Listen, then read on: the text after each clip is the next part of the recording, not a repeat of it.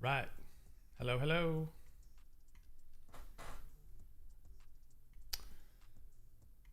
All right, let's see here.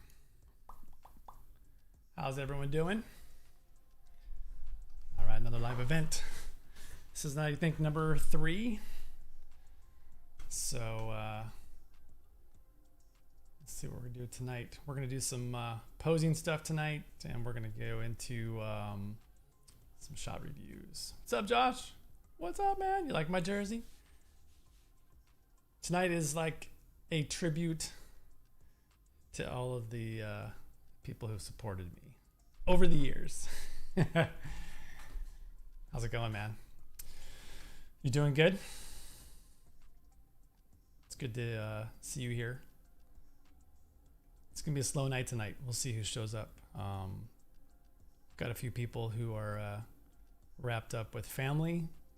2 people, family in town, and a wedding. And then Ben couldn't make it because Ben is one of the Bens anyway. He's got a new job. He's going on vacation tomorrow, so he's really wrapped up. So he's not going to make it tonight. But next time. So you got the heat. We just finished ours. We finished our heat yesterday. It was 3 days of hell. Yeah. It was a bit nuts, but you know, you just live through it and then it just goes away eventually, so. Right? You know what I mean? Yep. Oh, hang on. Ben's having trouble getting into the stream here. 1 second here. Let me that's weird.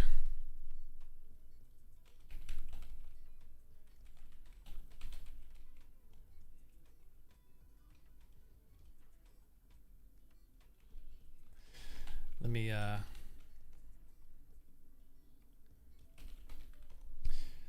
me see what I can do here. Hang on 1 second. Let's get Ben in here. Where is my... There we go. Hang on 1 second, Josh. So I got your shot too, by the way, so it's ready to go. I can't wait to kind of talk about it a little bit. It's going to be exciting. Let's see here. What am I looking for? Let's do... There we go. Email...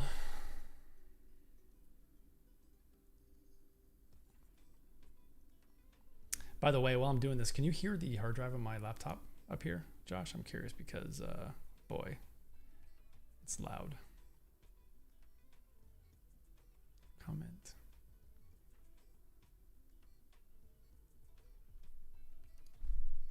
Let's do this. Man, off to a rough start, huh? Here we go. Let's see what's going on here. Here we go. No. It's good. Let's see. Right on. What's going on here? Okay, let me just get him here. That's good. Let's see. Right on. What's going on here? Okay, let me just get him here. That's good. Right on. Okay, let me just get him here. That's good. Right on. There we go. Okay. Let's kill that. All right, cool. Let's see if you can get in that way.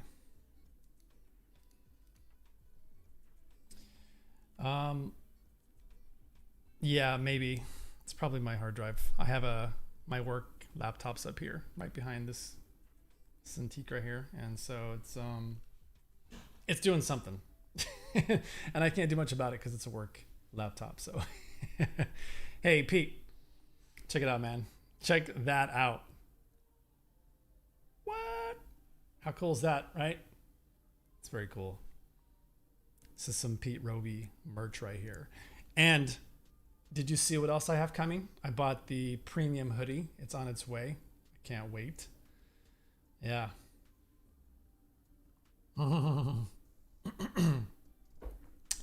This jersey right here was given to me by Josh Matlow himself for Christmas. And so, you know, once in a while I gotta don it to pay tribute.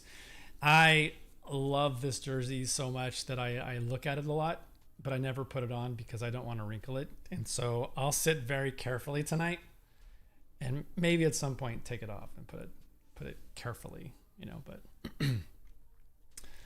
yeah. Messier, man. The man himself. But I'm a Bruins fan as well, I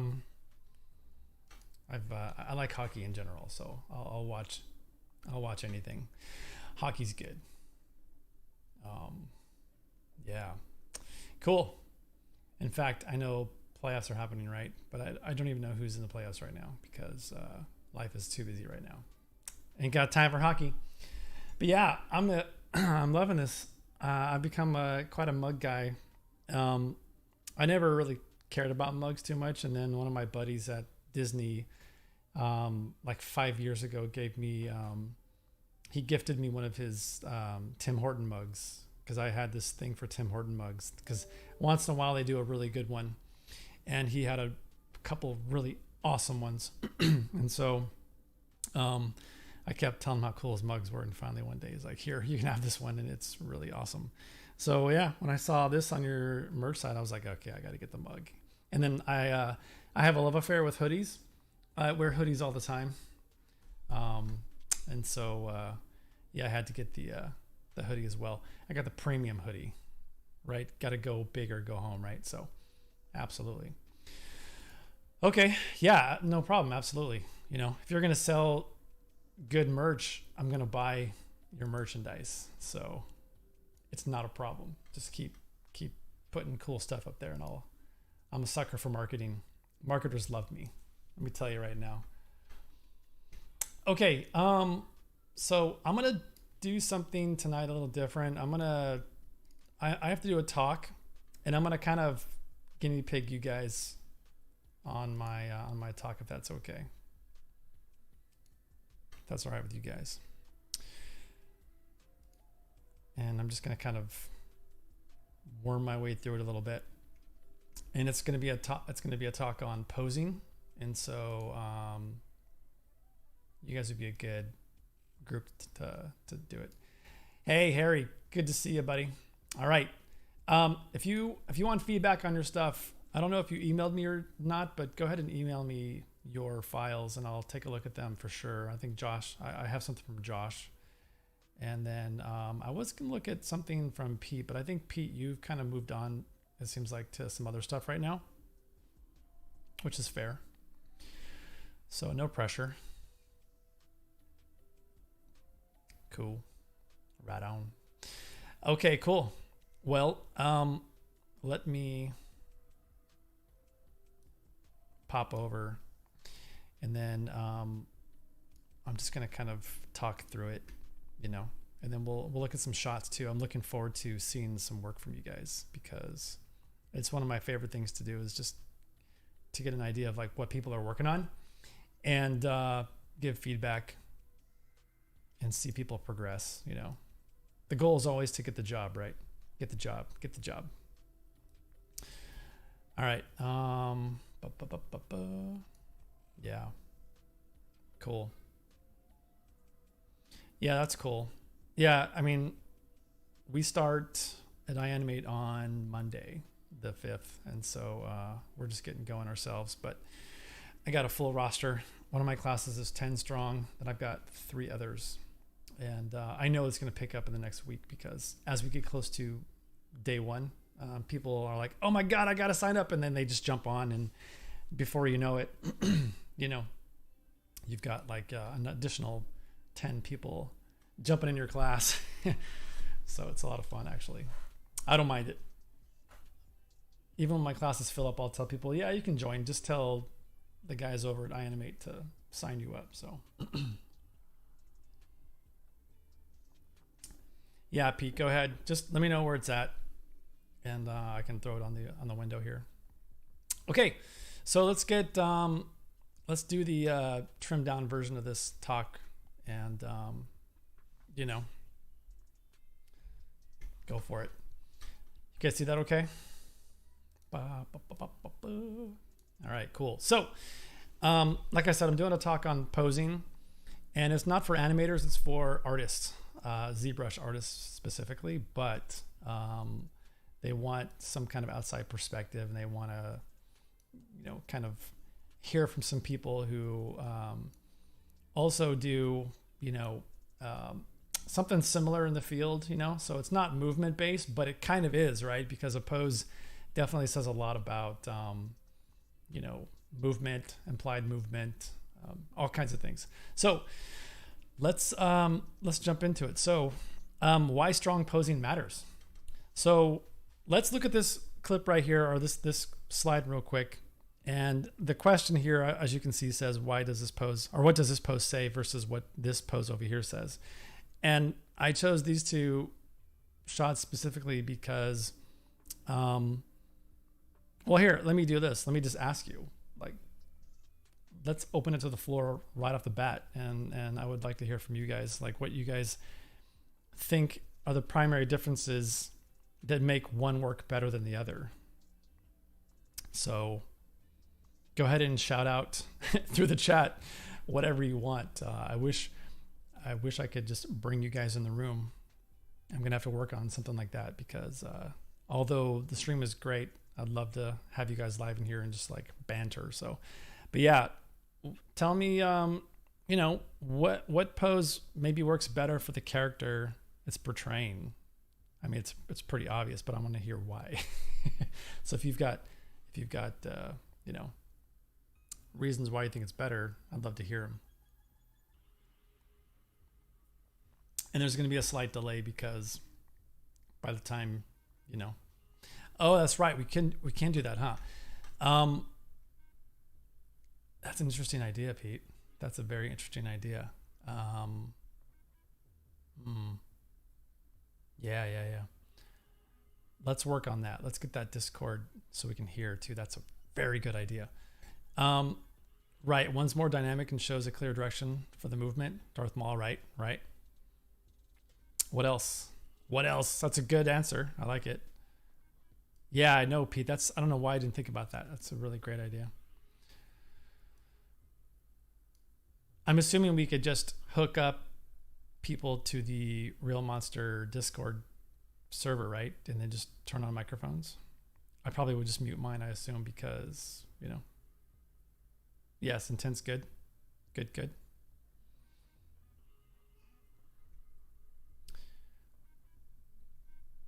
Cool.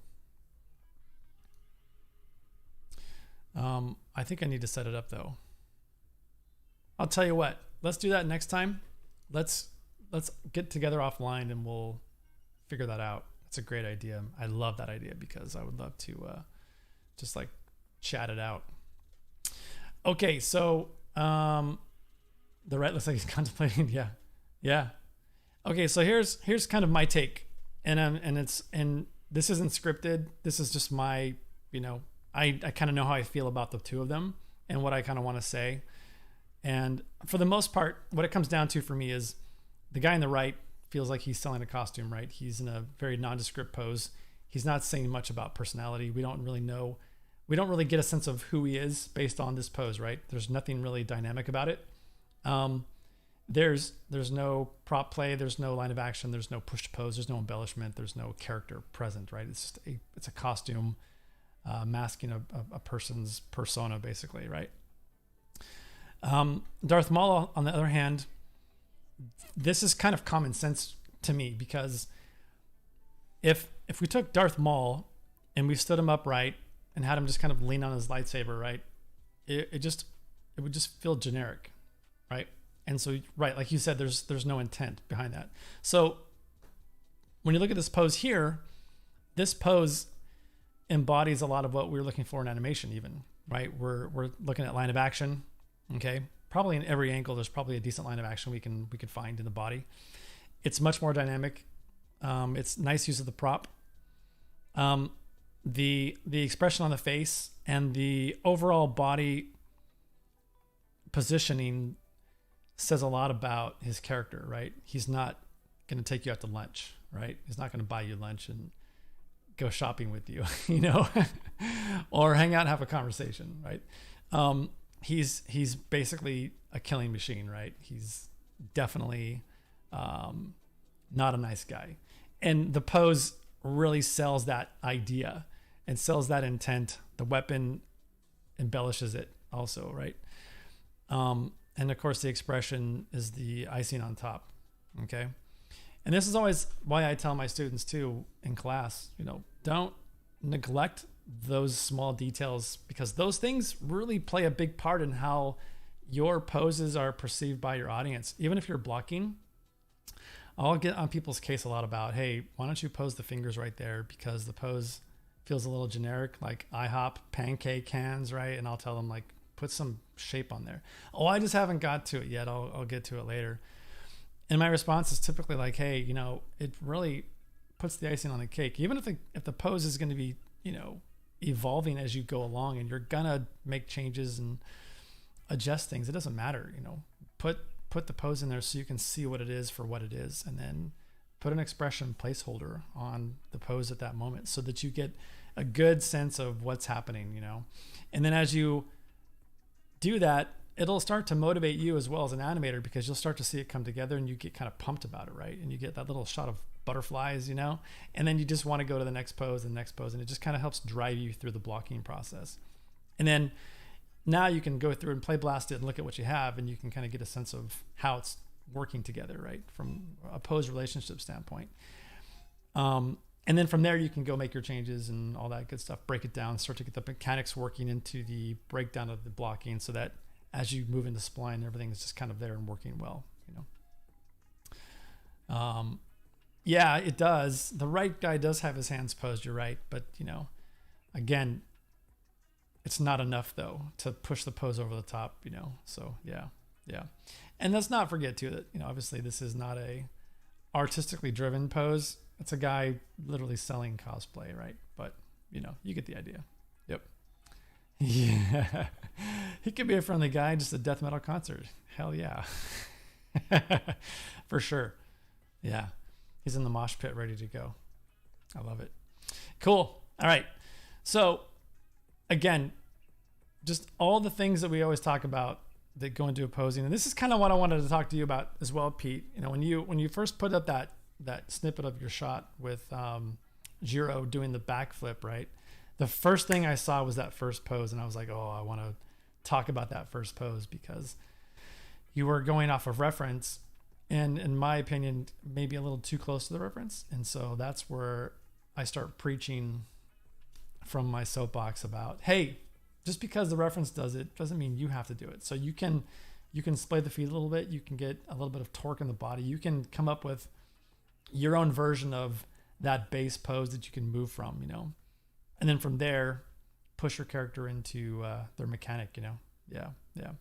But it's cool. It's good to, again, it's nice to see that stuff start to take shape and animation starting to happen. So that's all I really care about too, is just like seeing you guys move things and improve at it. So, okay. So what we'll cover, this is the things that I feel are most important. There's probably other stuff, but there's also things that kind of intertwine here. And it's like I always talk about, it's like a bowl of spaghetti, right?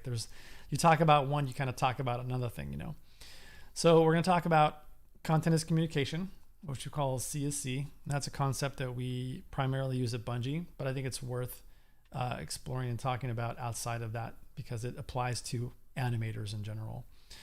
Line of action, balance, form and function, clarity and shapes, silhouette, implied motion. Storytelling poses are foundational. We'll talk about that.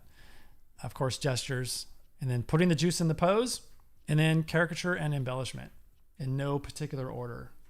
All right. So let's get into content as communication. So when we look at this picture right here on the right, this guy wielding this weapon, and he's like wound up, ready to go. He's in anticipation pose. He's ready to like strike, What's important from a content as communication standpoint is what you're telling your audience, what you want them to understand from the imagery, right? So again, every pose you put on your character should be something that's informative to the audience about what's happening. right? And you're curating that. You're telling the audience, like, look right here and understand what's happening because of this, you know? So everything you do in your character, you know, it should move with purpose. It should be posed with purpose. There should be, you know, basically intent behind it, right? And of course, everything in the shot is going to be some sort of content, is a communication, right? And that goes for lighting, it goes for sound design, it goes for visual effects, it goes for the stylistic movement of the animation, right? It goes for everything in this shot, right? Or this picture, even a render, it doesn't matter, right? Has some sort of communication to an audience member, right? So it's a really important thing about.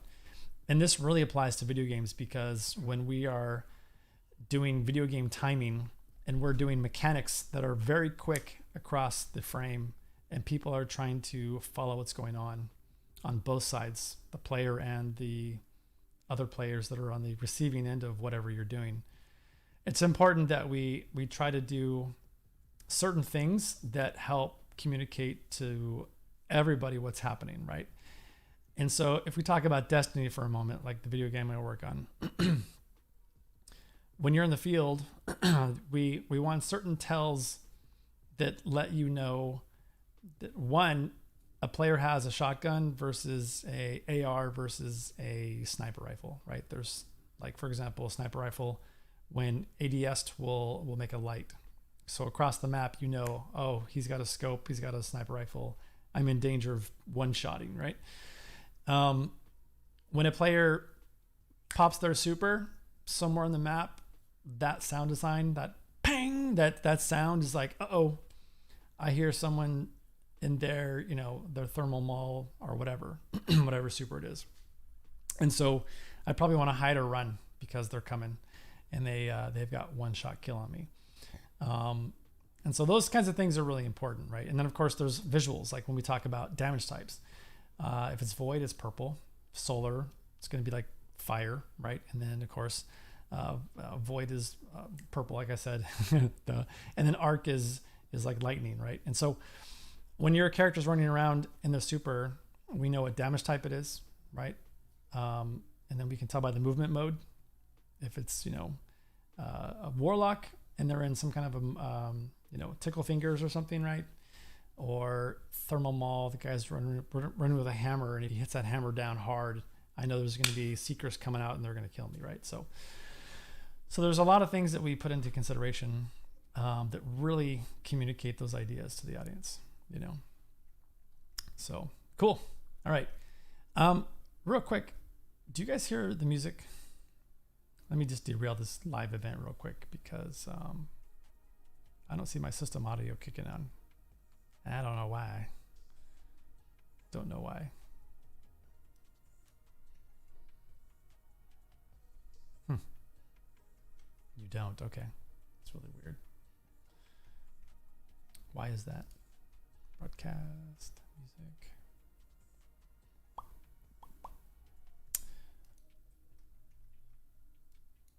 Let's see here.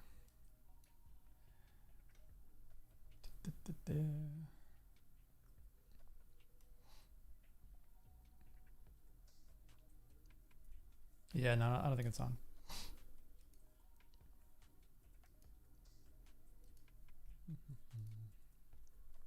But why? Why? Broadcast.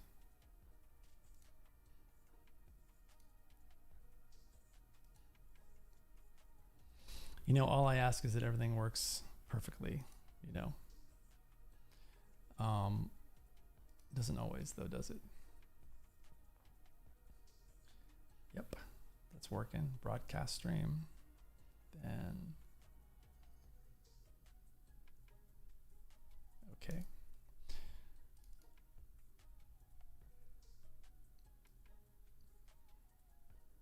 Oh, you can? You hear this? Music.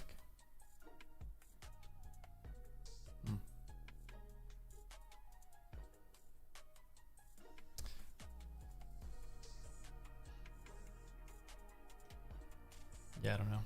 The system audio doesn't seem to be showing movement. I don't know why. Yeah, okay. Yeah, I don't know. Okay. It's not picking it up on my meter for some reason. So I wondered. Okay. I mean, it's not a big deal. It's just music, right? But I like to have a little bit of background music because it just gets really stagnant otherwise. So, all right, cool. Moving on. Line of action. So this is a very basic one, right? We all know this. This is really foundational, I think, in a lot of ways. Okay. There we go. Yeah, so line of action. This is a very extreme example of this, right? Obviously, when we're talking about the genie, Eric Goldberg, just the animator behind the genie is, he's a kind of round guy, right? He animates very round shapes a lot of times. So his animation oftentimes is this kind of thing, right? When we think about line of action, to me, what's most important is just flow. We talk about shot flow a lot of times, and fluidity. Same thing with a pose, overlapping shapes, silhouette, and the gesture, things like that. But the line of action really helps create, in my opinion, kind of a sense of art in the animation, right? Because we can copy reference, right? And we can basically animate what we see on video and just go with that without having pushed everything, or pushed anything. And then you just get kind of a repetitive thing that just feels kind of lethargic and slow a lot of times, But when we start thinking about fluidity and art, right, and connective lines, things like that, pushing lines of action because of balance, right, which we'll talk about in a minute, it's important to think about how our lines of action happen to camera, especially to camera, right? And video games is a little bit more difficult oftentimes because players can see the character from all angles. So you do the best you can. When we're animating to camera and we've got staging to work with and we've got cinematography to play with, then we really can curate our poses carefully to camera, and we can think about how we can create lines that blend and flow from the feet all the way through the head and create a much more fluid shape, right? Because I mean, one of the things about animation that I love is the concept of simplicity, keeping things as simple as possible to tell a story, to tell your audience about what's happening, because things happen so quickly anyway, and there's a lot of energy in movies as it is, and so people are trying to follow along stories and character arcs and the art and everything else that's going on, right? So whatever you can do to trim the fat and keep the shot down to what its intent is and very simplified, and then do that in a very artistic, beautiful, fluid way. To me, that's the goal, right? It's one of the goals. So again, this is one example of really extreme lines of action, but you can see through here, there's just a lot of flow happening, just the way his right arm flows from his wrist out into his shoulder, up into his head. And then you can imagine the line of action from the bottom up to the back, up into the shoulders, and then of course the other side as well, coming out of his shoulders to his chest, down into his stomach, and then a nice clear silhouette on his left arm. So just trying to create that really nice clean silhouette is really important. And also what it does is it helps flow the audience's eyes to where they should be looking. So you don't want really jagged, broken posing, because people might not know where to look and they might miss the point of your shot. So it's really important to kind of help everyone along and kind of help them by guiding their eye to where you want them to look. Cool.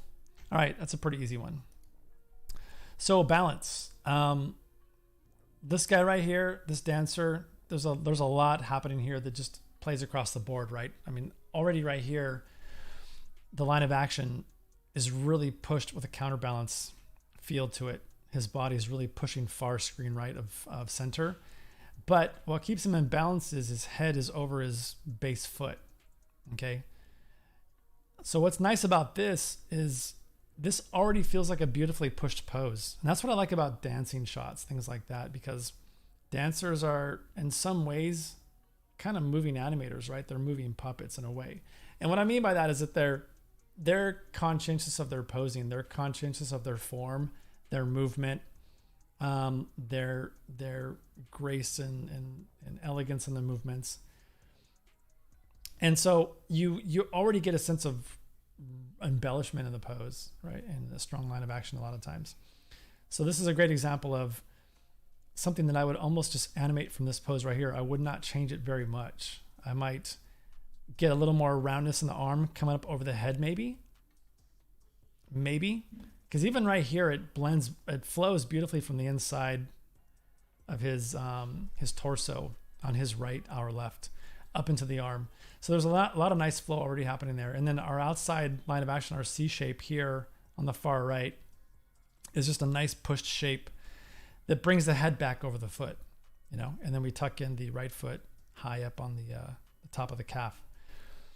If I was animating this shot and this was my pose, I would probably come up with something for the screen right arm, his left arm, that might have a little bit of flow out of the chest to kind of maybe come down and out instead of just kind of out. So I feel like the silhouette on that screen right arm could probably flow a little better from the line of action standpoint. But in general, when we talk about balance, it's important to talk about making sure that your intent of your character feels in balance, right? And not, off. And I see this a lot. I see a lot of students doing similar type poses, but they're not really pushing the pose enough to get the head back over the base foot. And so the character feels out of balance. So it's important to think about where you're, communicating that balance to your audience. All right. Form and function, right? Let's not forget too that a lot of times we have to think about what the function of our posing is doing, because our characters a lot of times are doing some kind of action, right? And especially if we're talking about mechanics, our characters are going to be moving around and they're going to be doing stuff that's going to be hopefully mechanical in nature and pushed, right?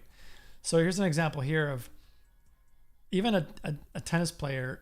I forgot his name already, but his natural pose already has a nice balance and a nice line of action to it.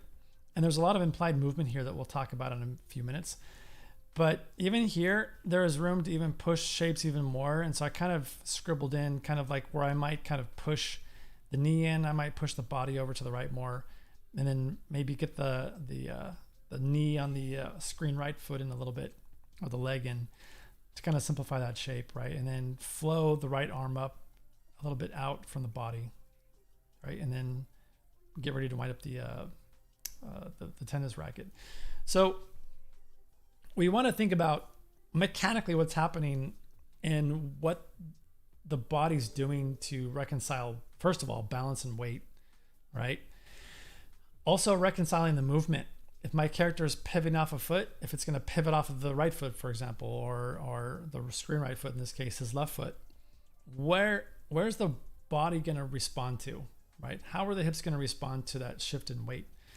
What's the right foot going to do to recover from that and to move into the next pose? Okay, so it's really important to think about, what my character is doing from a functional standpoint, and then how can I make sure that I still apply that sense of art to it, so that I'm thinking about the form of it as well, but it's also functionally based. Okay. And this is kind of what I like about, like looking at like Jeff Gabor's work a lot of times. Jeff is one of those animators that I feel like has a really good, he has a good understanding of how to take acting and fold it into mechanics. And so that when the character's moving, it's not generic movement with a talking head on top of it, right? He's really thinking about what the character's saying and doing and what the character's intent is through the shot, where they need to get to, how we can take advantage of and leverage the audio in the character's dialogue. And then from that standpoint, really fold it into how to move the character, right? And so I think that's really, really, really important to think about. So taking the function of the character and then pushing the pose, push. All right, cool. Clarity and shapes, silhouette, right? Again, this is staging to camera. And so this is pretty simple as well. This gets into thinking about gesture, talking about acting choices, and how you want to portray your character, of course. Here's a shot from Ratatouille with Ego, and Ego's ordering his dinner from Chef Linguini, right? And he's got the typical, fix his glasses kind of thing, kind of a very pretentious kind of expression on his face and his movements. Everything about him really is true to character, And so again, getting back to content is communication for a moment, really understanding who your characters are. And so when they do something in the movie or in your shot, it doesn't feel off base. It feels appropriate. And so you'll find too that if you ever get to work on a feature film, which I hope you guys do, you'll find that there's a period of time between early pre-production and production where you're basically rig wrecking and you're starting to discover and do prototype work or discovery work of who your characters are. And there are times where they don't even know who the voice actor is yet. And so you have this rig and they'll say, hey, do some shots with like Christopher Walken, hint, hint. Like, we're looking at Christopher Walken for this role. So go find some good dialogue and plug it in here and animate to it. And that's really fun to do because there's no rules yet. And so you can get some generic audio from a movie or something and then try to figure out how the character would move uniquely to that with that voice and what the expressions would say, how the character might handle themselves. What are the little characteristics that get put into the character, Have you guys heard the term objective correlative, or is it correlative objective? I think it's correlative objective. Have you guys heard of that term before? Let's see here. Let me pull this off screen. Sorry. Let's see here. It's a great term. So the first time I heard it was from Christopher Christopher Walken, and he's doing a panel for Inside the Actor Studio. He's talking to the audience, and this woman asked him if he ever does any kind of prep on a character, and he basically talks about how he does try to find one thing that, for the most part, kind of defines his character. And that could be like, I think he talks about the cufflinks, the way the guy puts his shoes on or something, So it's like a thing that kind of helps build a character, And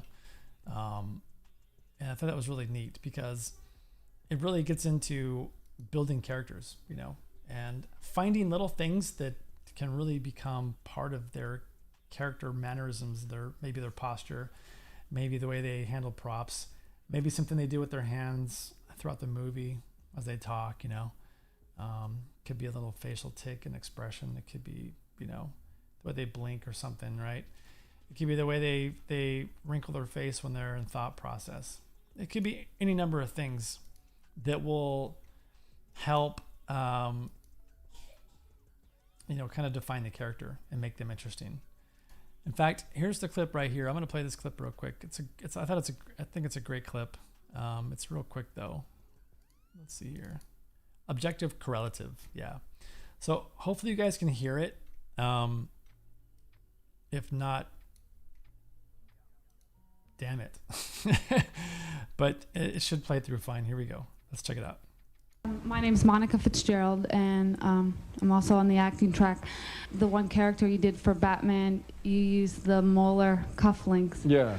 And I was just wondering, do you always look for like the details and all your characters to help feed you to understand the essence of your character? No, I don't. And I don't do research. I don't look for details. But usually I'll try to find one thing. There is actually a word for it in literature. It's called the objective correlative. And it's the single thing that kind of, it doesn't get mentioned much, but it tells you a lot about the guy. And in life, you know, there's something about the guy's shoes, there's something about the tie he wears, there's something about the way he pulls on his ear, or there's usually something that's very particular to somebody, and I do look for that. My name's Monica. Cool. Yeah. So as an actor, I think that's really important to think about, right? Because those are the kinds of things that we can really think about. And I do have a bullet point here called putting the juice in, but I stole that from John Cars years ago. And he's talking about this very thing without talking about this very thing. I went to a talk where John was talking about The Incredibles he worked on at Pixar. And he was doing this shot with Edna Mode where she's on the phone with Mrs. Incredible and she's kind of in her lair. And she jumps up on her chair and kind of snuggles in and is talking to Mrs. Incredible, right? And John was saying that he didn't want a generic action of her just kind of walking up and jumping in the chair and sitting there and talking on the phone. He wanted something that was a little bit special, that was a little bit relatable to the audience. And so when they saw this character do this action, they just bought into it, you know? And so he talked about that very concept is what he calls putting in the juice, right? Finding the sweet spot, finding the thing that makes it stand out and gives it a little something extra, you know? Yeah, for sure. I think you're right, Pete, because this is the kind of stuff that's prime for pantomime work, because you can have a character who's talking to someone and they're not even looking at the character. They're just kind of head down and they're just kind of maybe rolling a pencil up the desk and back down, right? Or just like playing with the pencil or something, or a paper clip. It could be anything, right? Like I said, it could be something with their hands. And you can really start to get beyond what I call the surfacey animation style, which is just basically animating beautifully with nothing below the surface or under the hood. And you can really start to get into areas of creating life in your characters, right? So your characters like feel like they're thinking and they're reacting and they have subtext and they have emotion and they feel things about stuff, and it affects how they interact with the people around them.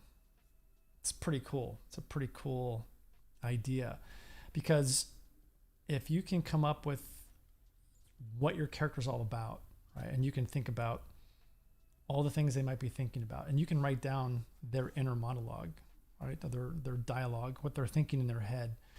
Then you can to a degree put that in the animation, and you can start to think about what are the things I can say on my character's face as they're doing this action, right?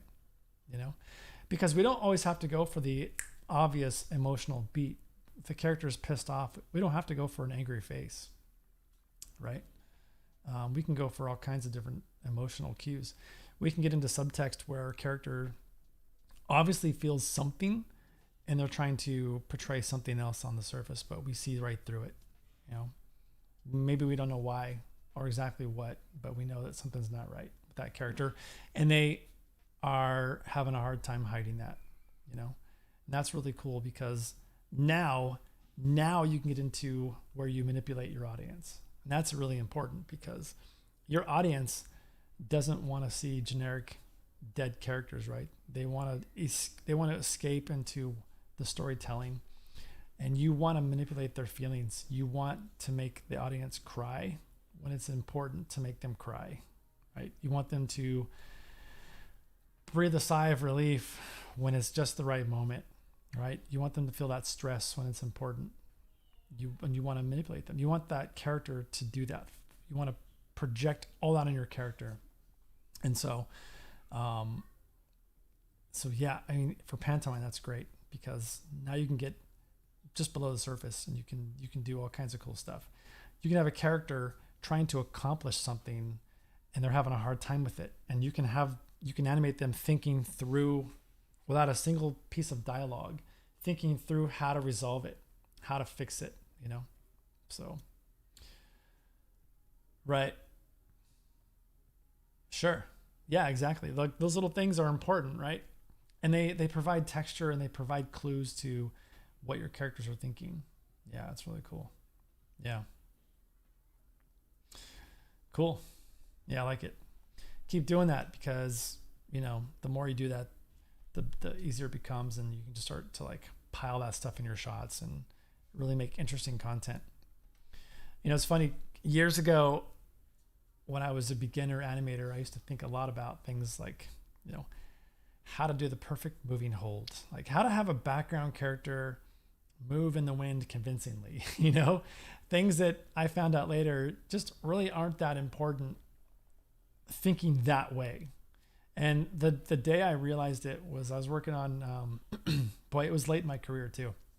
I was working on Rio 2 and, having animated professionally for at that point, like, over a decade plus. I was at my desk and I was doing this shot with the Anteater character on Rio 2, and I was having a hard time with this idea. So I went over to Nick Bruno's desk, the one and only Nick Bruno, and he was at his desk writing something on some paper, and I walked up and I said, not that important. Wait, I forgot what I said wasn't important already. You have to remind me because there's a delay. Sorry, Pete. But yeah, I saw Nick writing something down and I said, what are you writing?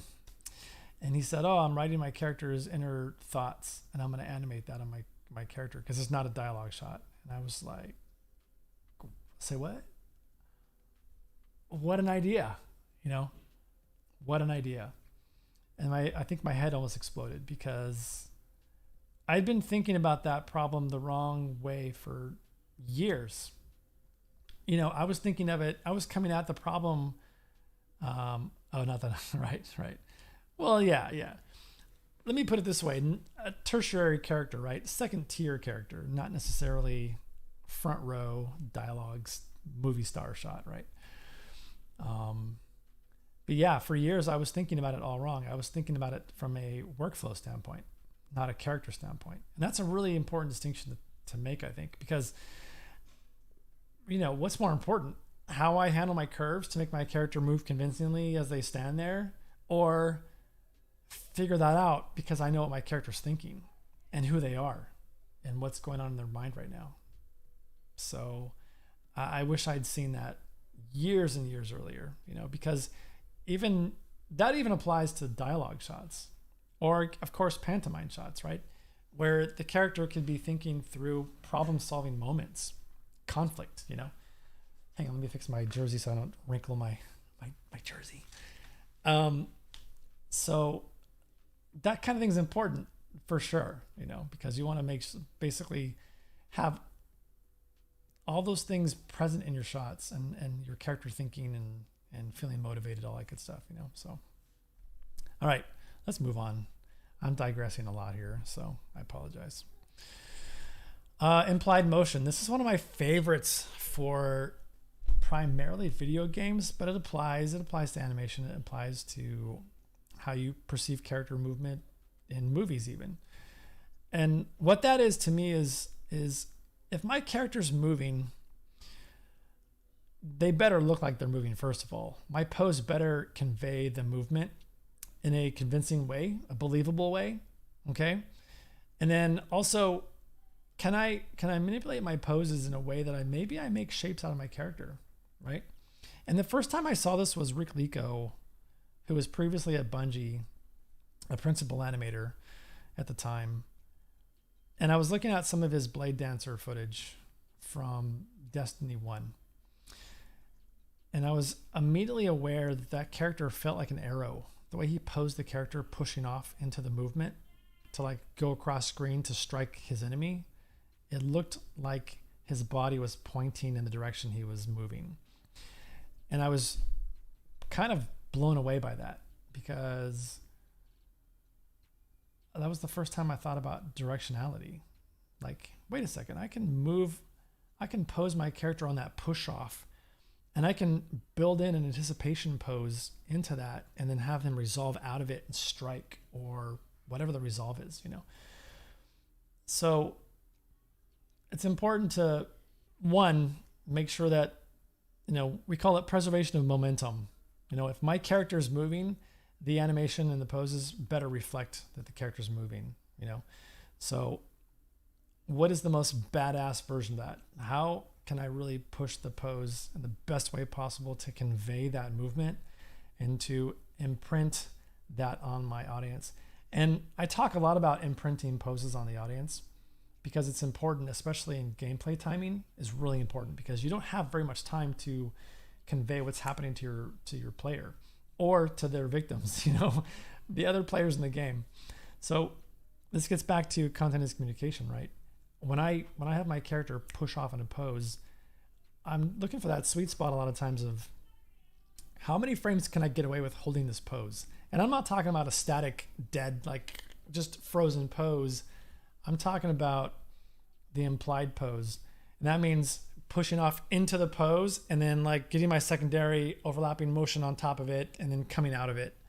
But really making my audience member, and they just see that pose. That's the pose they imprint on, and they feel that movement and they feel that line of action. They feel that intent of the character moving through space.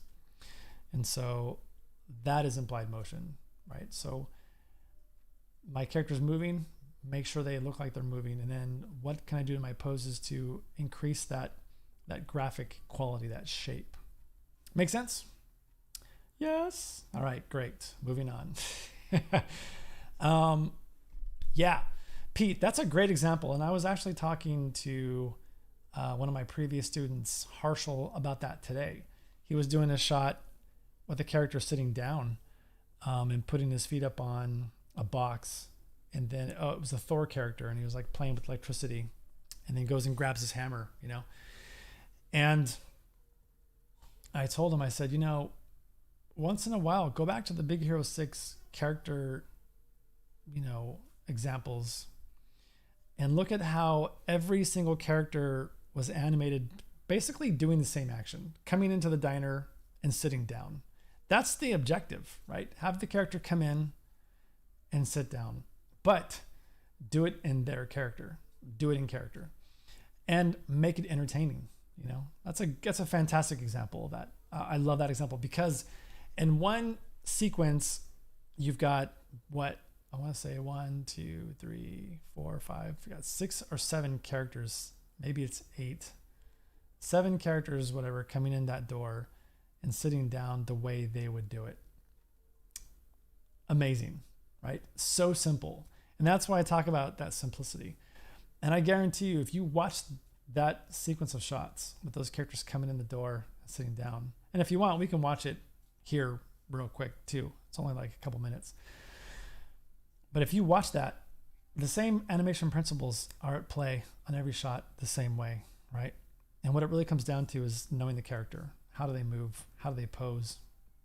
You know, what are their mannerisms? How do they handle moving the chair out of the way to sit down on the chair? You know, it's really cool. Yeah. I usually have that handy.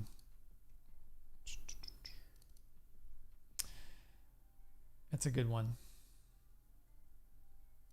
Let's see. If I have it, we can just watch it real quick because it's only, like I said, it's a couple minutes, but it's so great.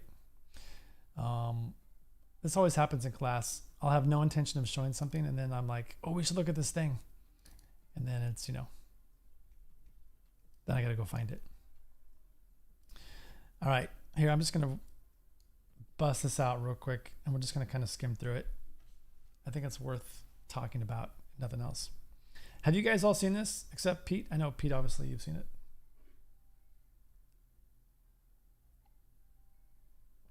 Again, everyone, Pete Roby merch in the description below. No. Hey, Pete, if you really want to, you know, throw your link into your merch in there, you're more than welcome. It's quality stuff. Yeah. So, I just love the fact that, you know, the characters are all that matters in this thing, you know. You're welcome. Of course, of course. I can't wait for the hoodie to get here. I'm just all excited. But yeah, there's something really great about Baymax in his medical form, not as his warrior form, whatever, but his, you know, his battle armor. But the way he handles himself is childlike, right? And that's so great. I just love the fact that they gave this character such an air of innocence and childlike behavior in this otherwise crazy world. And then on top of that, once he becomes Baymax, his character shifts slightly, but only in appearance, right? He's still the same character inside. And then when he goes to bad Baymax temporarily, right? Then we get that juxtaposition, and it really hits home, really hits the difference in the character. And that's really what it's all about, right? There's a great little button right here, just the chair popping off, right? It's a great button. Hero, of course, coming in. But yeah, but look at that. Here's what I'm talking about, though. When you watch Hero come in, there's some things here that are very specific and very on purpose, in my opinion. And it just makes common sense, right? And so let's talk about that a little bit here. So, for example, this movement right here, the way Hero comes across with the right leg, as the backpack comes off the shoulder here, and then the body goes down into its passing position, it lets the character come down through here, this passing position on a bottom arc, and that's where we get the acceleration to throw the backpack, basically, right? And then he just walks by the chair and pinches it in his armpit and drags the chair. There's some penetration, but we forgive it, right? Because it's like basically a character shot. Left leg steps out, which puts us in a bottom arc position to push the chair out and lead the action. Puts it down, kicks it with the left leg, and then steps around right here. And then right here, he sits down. We get this nice stretch pose into a squash pose right there. So there's really nice subtle use of stretch and squash here. And that helps create a bottom arc again, you know. And it's funny because the spacing on the head is not that different. And so I would have thought that the stretch pose here would have created maybe a longer ease out on the head, but it works great.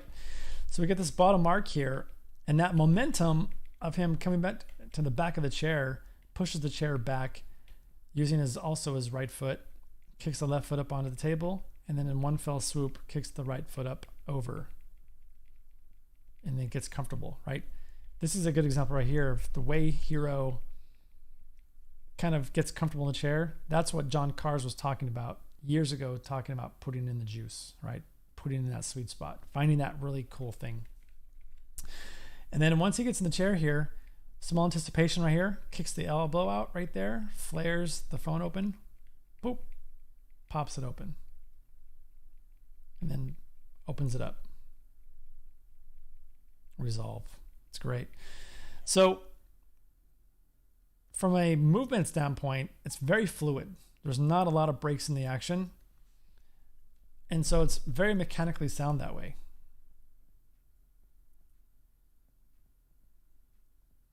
But see, what's great about it, there's still enough contrast in there and the timing to make it interesting, you know, and specifically too, when he pulls the chair back is the biggest piece of contrast right there, besides him sitting down into that bottom arc. But this moment right here where he pulls the chair against the beam, basically, that's basically the fastest part of the shot in terms of what he's been doing previous and after that. So the timing for the most part is pretty even through here. It's like fast, slow, fast, smooth, right? Very cool. And the Tadashi, a little bit more conservative, true to character,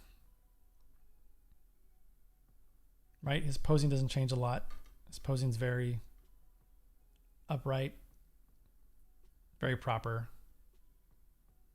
But I love this moment right here where he pulls the hat off, puts on his knee, pulls the hand up, and then in one fell swoop, his action of putting the hat on the knee starts the action of the other arm, his left arm, and reaches and then just kind of flicks the menu up, which I thought was a really great idea. Like, that's a fantastic idea, you know? Like, would you have thought of that? I don't think I would have. I would have probably picked it up and kind of pulled it up or something. I would have done something probably a little different. I love the simplicity of, again, talking about simplicity, of him just putting the hand out and just kind of flicking the fingers up and just kind of pulling the menu up. Brilliant, you know? And then we get a small amount of opposing force here where we're basically pulling the menu up and he's pulling his body to the menu. And so we get a complementary action right there. You know, it doesn't overlap, but it kind of meets in the middle. Really cool. Awesome stuff. But right, just really good character moments that just are very true to these characters, you know. Really nice. Another example of, you know, bottom mark here on the body, which helps her kind of flick the purse down the arm onto the table, which then propels her body to sit or to stand in front of the chair and then sit down. And that momentum of her coming down to the chair, again, creates a reversal in the body right here, which propels her body back and then helps her flick her right leg up over the other leg and then brings the arms down on top of it. So it's got rhythm. It's got a nice rhythm cadence to it. It's like down 1, 2, right? Just, it's like 2 beats. 1, 2, really nice. And then a very small resolve at the end. Boop, a little blink with the resolve in the pose. Great button right there. It's a good idea. Cool. All right. Well, I want to dwell on that too much, but that's really fantastic stuff. Okay. So implied motion. Let's move on. Storytelling poses are foundational. So this is one thing I'm always preaching about as well. I am a blocker.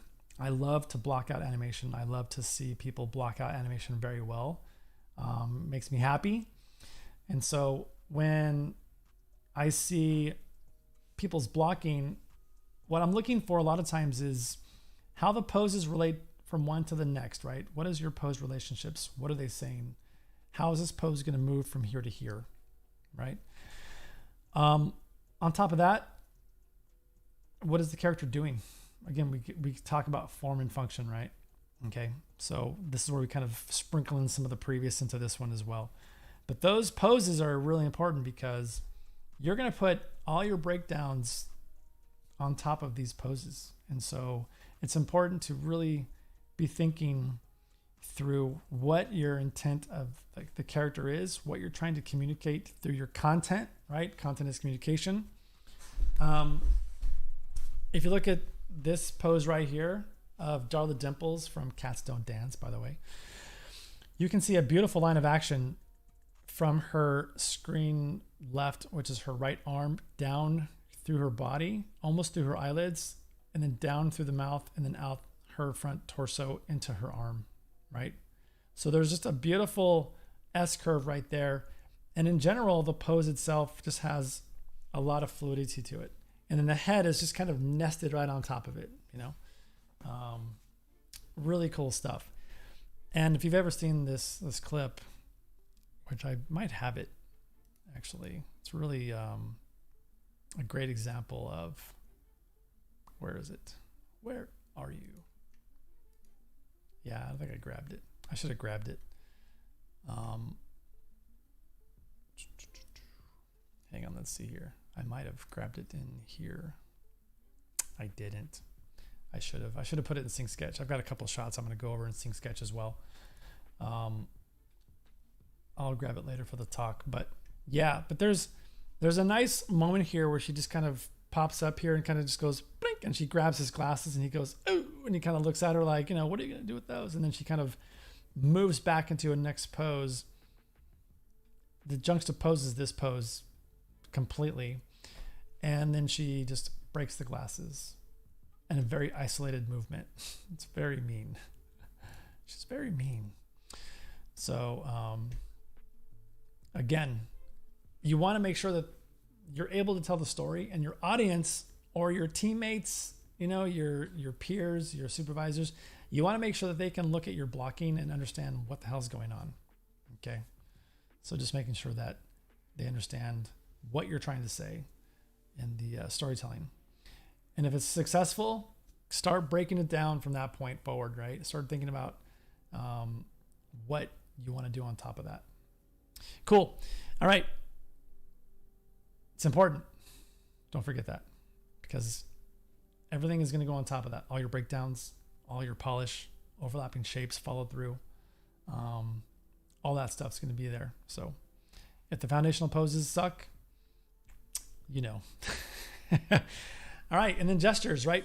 This kind of gets into, the next one, which is like putting the juice in, right? Which is kind of, thinking about, again, who your character is, how they would move, that objective correlative we talked about with Christopher Walken, and this sequence right here is really great from Ratatouille. I'm sure you guys have all seen the movie. But again, these kinds of gestures are what ego would do, right? But not necessarily, linguini, right?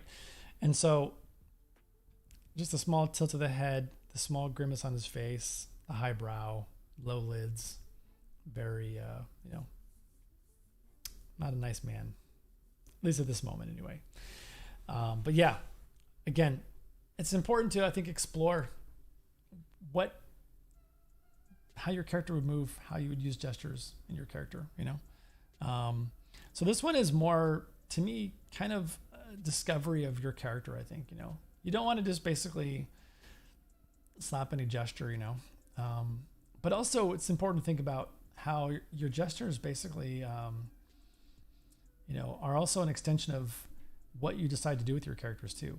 And so it's important that all kind of fits together, right? Because when you're considering acting choices and gestures, thinking through whether your character would do that or not, or maybe you have an idea for a gesture and you want to build your whole character around it too, So cool. All right. Putting the juice in, right? So I grabbed this frame from Up because this was a fantastic moment in the movie where, when you look at this face right here, you understand what Fredrickson's feeling right now, right? You can see it in his face. Like, he's just like, oh my God, you get it, right? And so it's not just some generic emotional moment where he's like frustrated. Like you really feel it with the off tilt of his glasses. They're just off kilter, right? Because his fingers are pushed up on his nose. You feel like he's a tangible thing and the fingers are on a surface, right? Really beautifully animated, beautifully posed. But this is really nice. And in this case, putting the juice in here is almost more of an unlazy approach. So it depends on how you want to categorize it. But doing this kind of thing right here is not easy. Putting that kind of detail and polish into having a character with the hands on the face and moving the hands around that surface convincingly, and also selling emotion with that and acting beats that feel believable is no small feat. This is an amazing shot. And there's actually some amazing animation in this movie that I never anticipated. When I saw these character designs before the movie came out, I was like, what the hell is that? Like, how are they going to animate these characters? How are they going to move these short, stocky characters? I didn't get it, And then I saw the movie and I was like, oh, that's how. Jesus criminy. Amazing stuff. There's some animation in that movie when they're on the road dragging that house around and they're camping for the night under the house and it's raining and there's a campfire and Russell's trying to make a tent and he fails miserably and the one of the tent rods like strikes him in the face, leaves a mark. There's a moment right there where basically the third act starts it's the catalyst of the second act, and the third act starts, and it renews the relationship between the two of them because of Russell's story. You guys know the moment I'm talking about? Like Russell talking about his dad and his new wife. It's a turning point where Fredrickson softens and starts to see the child not just an annoying kid, right?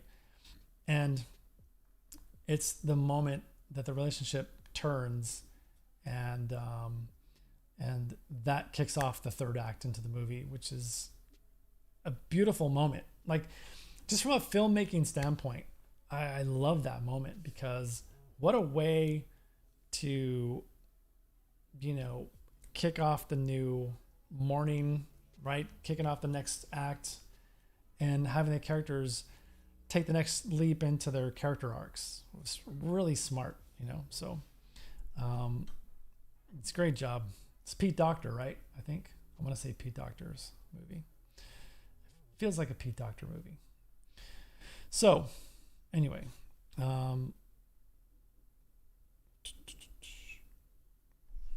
oh, hang on. What's going on? Josh is having trouble. Let's see what Josh is up to. I can't type in chat for some reason. I'm still here. I don't know what's going on. That's weird. Maybe kick out and come back in, Josh. I don't know what to tell you. It's weird. Yeah. It's weird. If I were you, I'd pop out, pop back in maybe. Cool. Good luck, sir. We'd love to hear from you. So, yeah. Anyway, let's move on. All right. Caricature and embellishment. So this is, to me, one of the biggest things right here, because, I oftentimes boil down animation for my classes. I'll ask my classes every 11 weeks, like, what's the, how do you boil down animation? Like, what is animation? There you go, Josh, you're in. I can see your text. Welcome back. And so I'll ask them basically, like, how do you boil down animation, basically, and what it is for me is it's the communication of ideas in the most entertaining way possible. So I'm always preaching that, just thinking about, when you're animating, you're an entertainer, you're an actor, you're trying to entertain an audience. That's really all that matters. And that's why animation quality doesn't always matter as much. It doesn't trump everything else, right? And if you look at TV shows, it just goes to prove that, there's a certain amount of desire among animators to get to a certain level of polish and to be able to do a certain amount of acting chops and really beautifully just curated animation, right? Yeah, that too, Pete. Hell yeah, it is. I love that. I'm going to steal that. Thank you. I'm going to steal that and I'm going to use that. I'll give you credit, though. I'll give you credit. And then I'll point them to your merch. All right. But yeah, you're the entertainer. So everything you do should have a sense of embellishment to it, right? And I think that's really important to keep in the back of your mind as you're going along and you're posing, and like I grabbed this moment from Cats Don't Dance because it's a great example of a character that's basically never on model except for that first pose on this GIF, whatever, Oh, okay, Steve Cunningham is one of my favorite heroes in the whole planet. I'm a giant Steve Cunningham fan. So, yeah, when you look at this character, right, she is all over the place, but it's entertaining, right? And she's very embellished. She's over the top, and so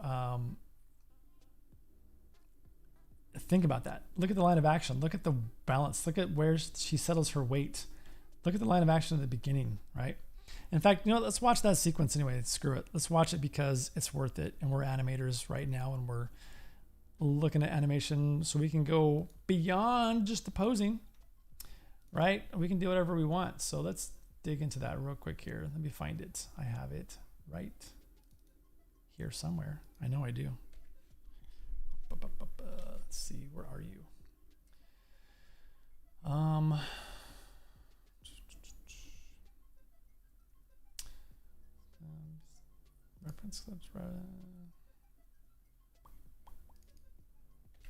Boy. I have a tendency to move clips for class and then I don't put them back because it's, you know, because it's work. You know, who wants to work, right? Here we go. Found it. All right, let's watch this real quick. This is fantastic. So this is Mark Dindal. Do you guys know Mark Dindal? I hope so. He was the director on another Disney movie with a certain llama. You may have heard of it. No? Yeah, exactly. Exactly, Rob. So yeah, so Mark Dindal's pretty brilliant. So watch this sequence. This is Darla Dimples losing her mind. She's nope. What do you mean nope? Emperor's New Groove? Come on. If you haven't seen that movie, you have to now. That's your homework.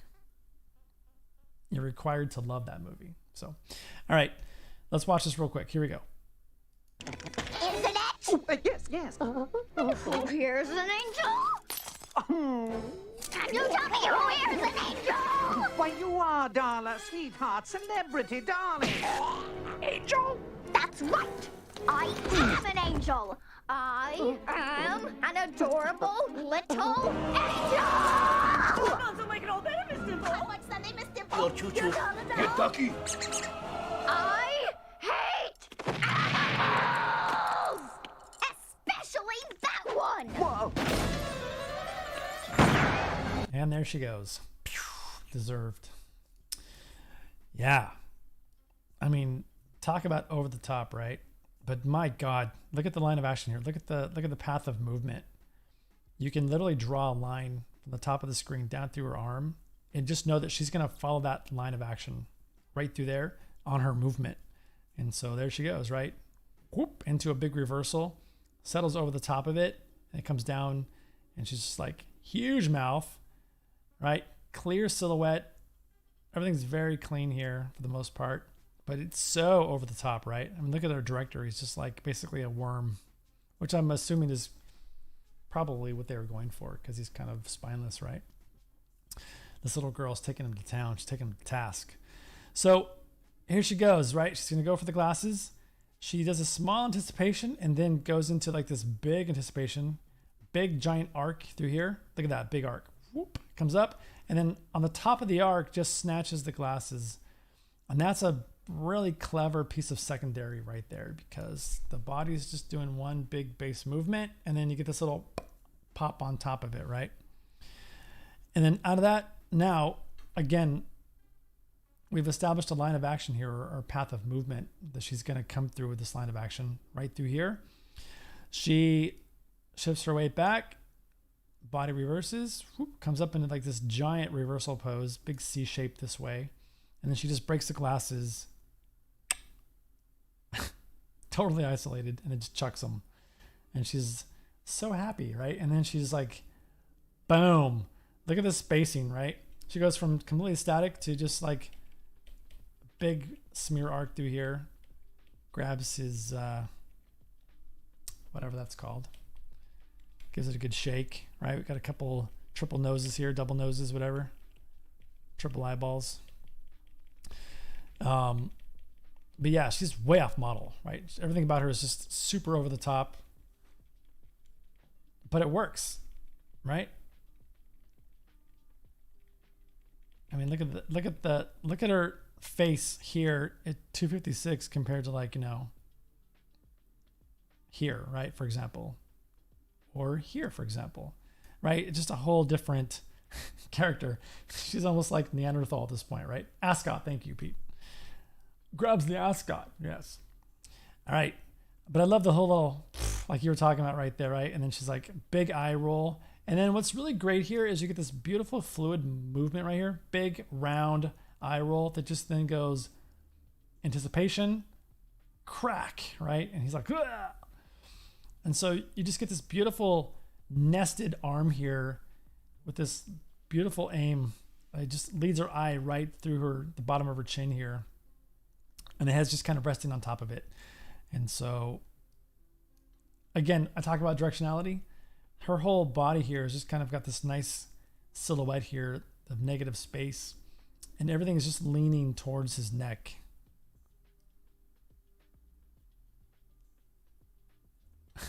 It's just like, and I love how the bow kind of becomes like devil horns, and she's got the halo on top. It's so great. Especially that one. It's really great. Big wind up. And I love this little trick they did right here too with the arm. Arm comes up behind the head, transitions to over the top here in front. Big S curve. Look at this S curve, right? Across the body. Big whipping finger right there because we're dragging, right? We always drag away. And then she comes across. Giant big smear frame. And then 3 hands, 2 hands, 1 hand. Really cool because this one frame makes almost no sense right there because it's technically her left arm doing the gesture, but then this goes from screen left, which would be her right, to our right, her screen left, or her left. And when you watch it fluidly, whoop, just works. It's really great. Cool. Good stuff. Good stuff. All right. The end. Thank you, Funko. It's going to be for Funko. So, yep. Cool. Well, thank you for letting me guinea pig you all for my little talk there. All right. So let's get out of here for a moment. And let's see here. Let's look at some shots real quick. Is that all right with you guys? Let's do it. Let's do it. What's really interesting? Coffee at 9:30 at night.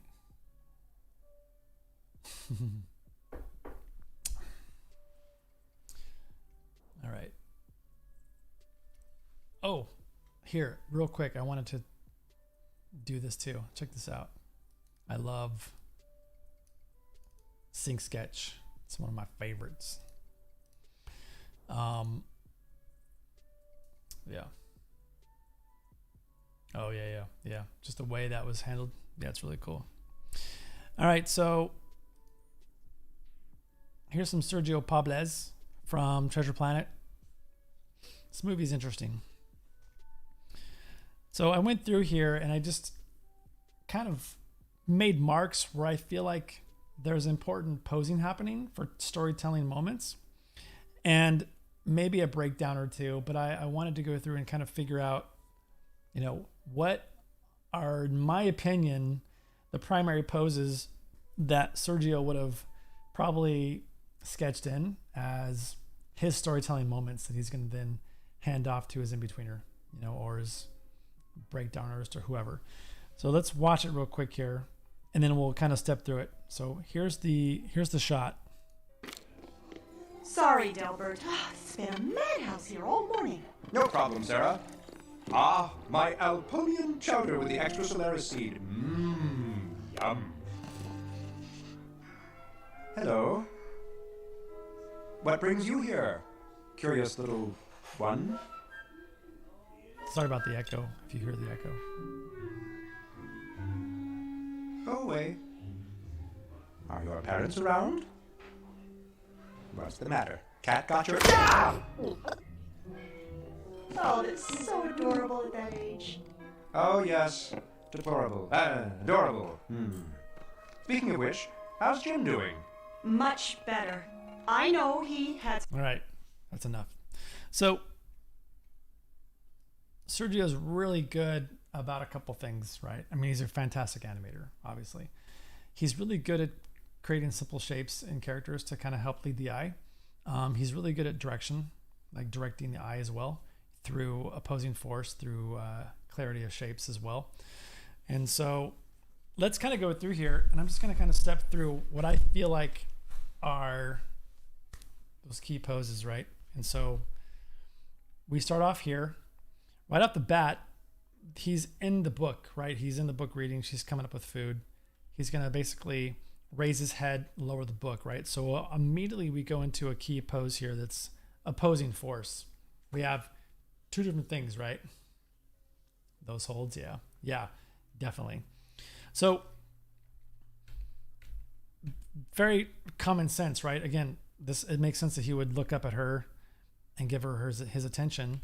And then he's like, huh? Oh, kind of thing, right? So the expression is also one of like, well, what's going on? Because I've been reading my book kind of thing, you know? So from here, he's going to close the book.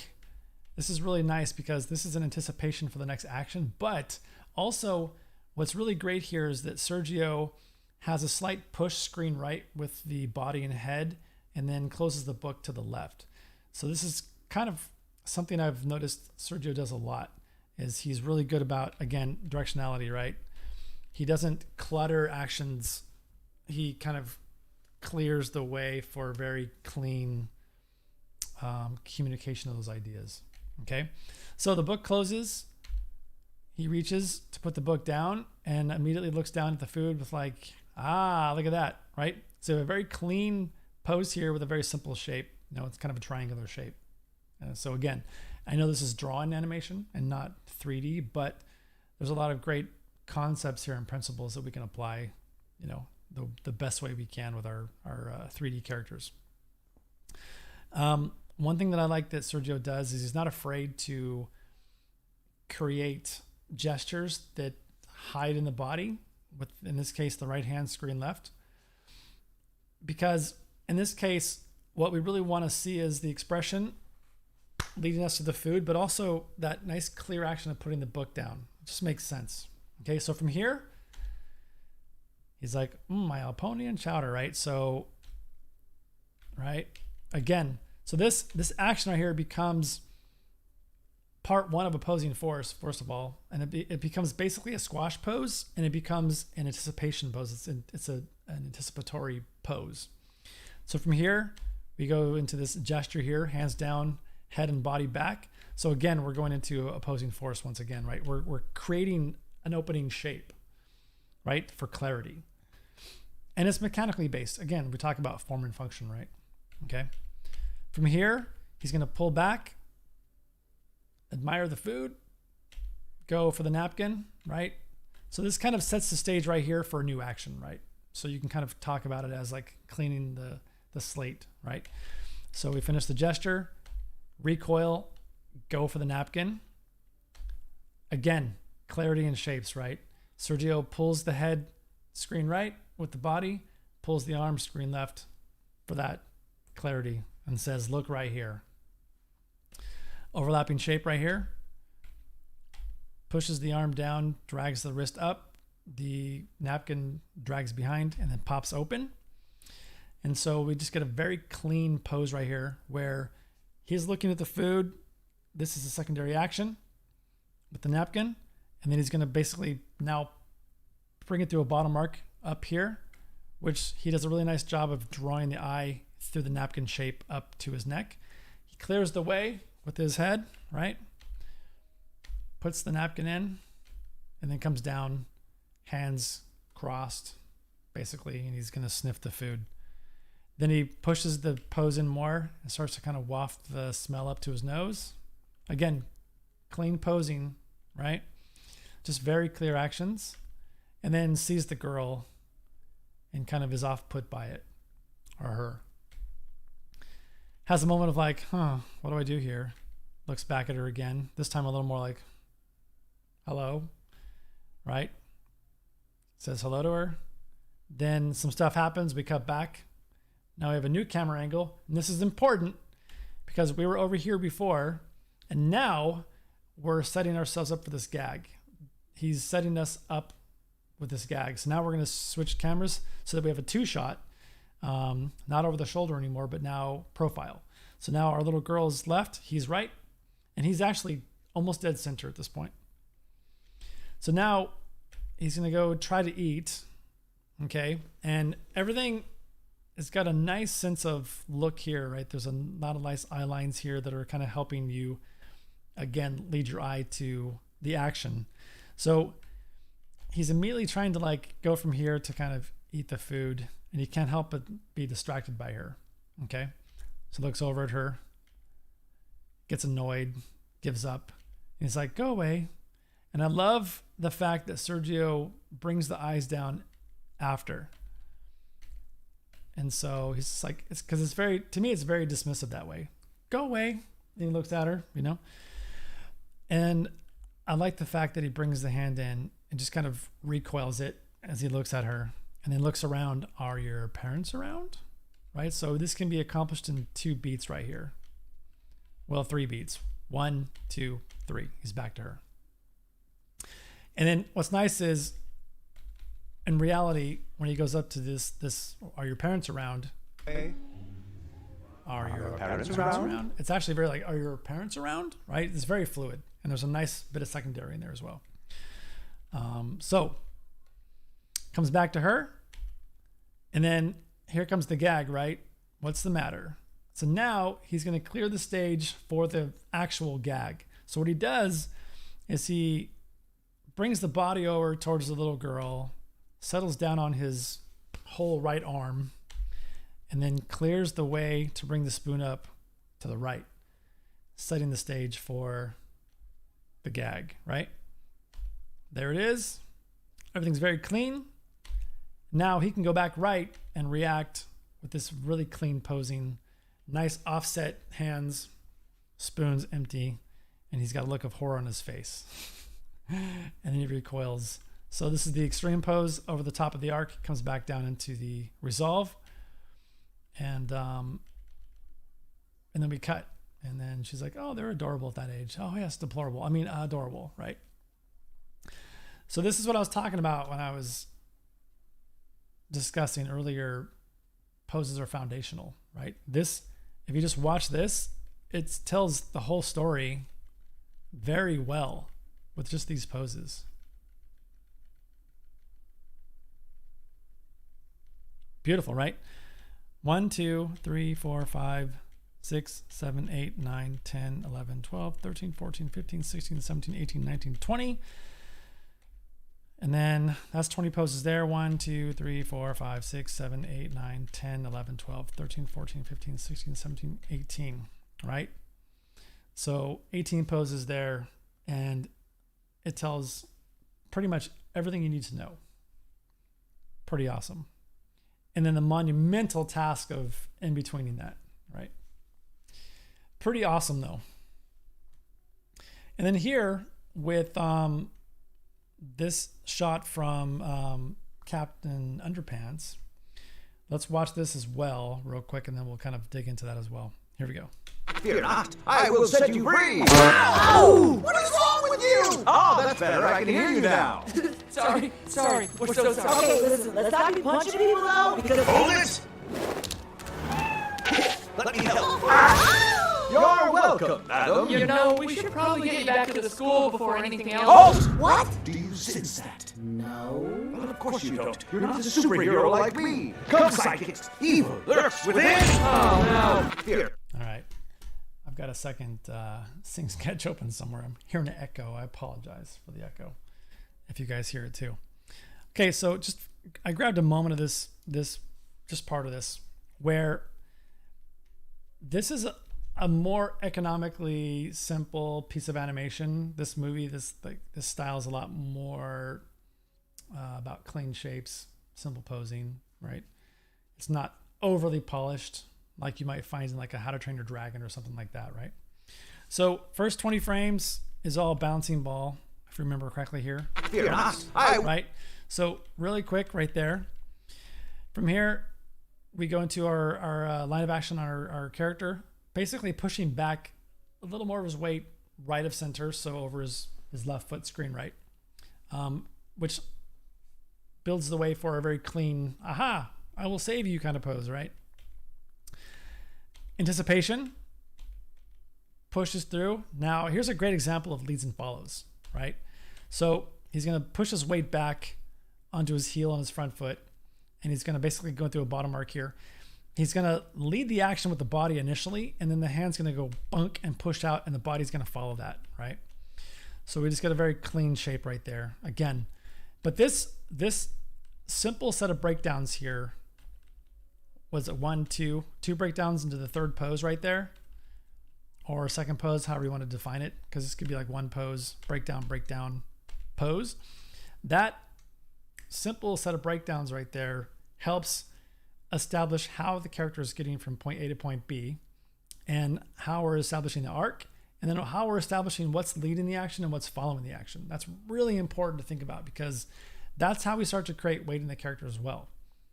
Right? We don't want everything moving at the same time. We want to have some things kind of wind up. We want some things to lead and then things to follow, right? Makes sense? Yeah. You guys get it. Clean posing. We come back here. They react. We come back here. He's like, what? I can't hear you. You know, or in this case, now he's like, I saved you, right? So now here we go. So we got a squash pose. This is our setup for opposing force, right? Remember, opposing force is like things moving opposite directions, right? So we have this little anticipation right here. Head ducks down, body sinks down, arms come up, and then we go into a very clean opposite pose where we stretch pose, right? The whole weight pushes up, legs lock out, arms lock out, down, expression opens up, very happy, right? Okay. And then from here, we hit our bottom arc into our settle right here, which is basically our resolve. Okay, so we have, again, a small arc right here down, and there's a little bit of opposing force here because the arms are coming up and the body's sinking down, but it's kind of more of an anticipation into the settle pose, the resolve, right? Okay, reversal from here to here, right? And so whenever we do a reversal, of course, we have to reconcile the balance and the weight of the characters. So in this case, we're going to bend the character over and we're going to push their cog backwards, right? Because we want to make sure that the head and the body is not too far in front of the feet, because then the character falls over. Makes sense, right? What's really cool here is that this kicks up the, the cape here, and we get like this really nice kind of graphic shape here. It's really cool. Pretty awesome. Here's a nice S-curve line of action. Very clean shapes again, you know. From here, he settles into a new reversal. And we still have a nice S-curve on the body, but more upright. But the character's more relaxed now. They're not so superhero. If you look back previous, right, we've got stronger posing in these moments right here, where he's more kind of superhero, right? And then in here, we're obviously a little more in that relaxed position. Cool. All right. Stop right there. Okay, Josh, let's take a look at your work real quick. So we've seen this before. I thought it was worth talking about because this is one of those workflows that's really fun. And I just realized again too, like my camera's behind the logo. Damn it. I got to fix that. I apologize. So this is a good example right here of taking raw mocap and then animating on top of it, you know? And is everyone here familiar with how that kind of workflow works in terms of maybe animation layers on top of mocap? Because it's worth talking about. If not, hopefully you guys are familiar with in some way that kind of workflow. Nice. I know you are, Josh. Jeez. Smart Alec. That's funny. Okay, good. Is Harry still here? I'm not sure Harry's able to stick around all night. Yeah, so sponsored, yeah, exactly. Sponsored by LOL. I've done a little bit of this now myself, not having, oh, sweet Harry. Not having done this before coming to Bungie, and then catapulting myself into cinematics for a month at a time, once a year or so. Learning very quickly how to do this kind of workflow. And it's actually really super fun because you get to work additively on top of what's already there. and just embellish ideas, push poses. You can retime things even. You can clean up arcs. You can do clean up on weapon stuff. Like Josh is doing a really nice job here of embellishing the timing even and pushing the mechanics to an airborne moment, and then throwing the sword up and catching it midair and coming down with it.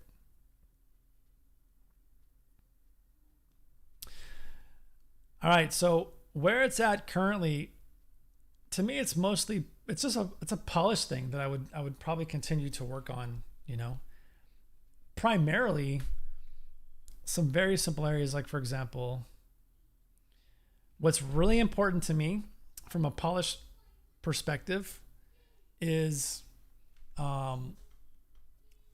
being able to track the tip of the sword in this case, because it's a heavy sword. He's got it by the handle and he's pulling it up here, and you want to make sure that that as the sword is being pulled up, that you're able to have it feel like the sheer rotation of the wrist and the motion of bringing the arm up is going to cause the sword tip to kind of drag in and pull up, right? And so you really want to think about the importance of that, you know? Hang on a second here. One moment. Let's do this. I got a good idea here. We're in the G4 right now. We're here. Okay, cool. Let's do this. Let's move.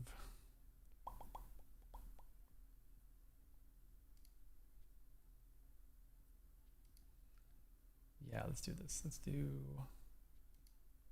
Nope. Where is my. Oh, here it is right here. Okay. Let's move you over there. There we go. All right. Sorry about that. It's just bugging me. I didn't even notice that the badge was still there from YouTube. So I've just been covered this whole time, which is probably thoroughly annoying. Anyway, so it's important from a polished perspective to really track those arcs, because not only is the hand arcing through the action, right, but you want to really consider the sword tip as well. Okay. It's one of those things that you'll definitely notice, you know. Okay. And then one thing I would say is really making sure that you really feel the resolve on these little steps right here, right? So as this foot's moving over into its position, you know, really feeling the weight of that shift happen, where when the foot moves, you feel the weight come down on that ball of the foot, and then the foot rotating and do maybe a small even rotation back this way, or maybe I would draw it more like, you know, coming through here a little bit, you know what I mean? Because you're coming down with that step right there and you're putting the weight back screen right. And so you're gonna have a small pivot out with the hips, probably a small rotation. And then I would probably rotate that foot on that ball right there a little bit, okay? Again, watching what this spacing is doing through here, right?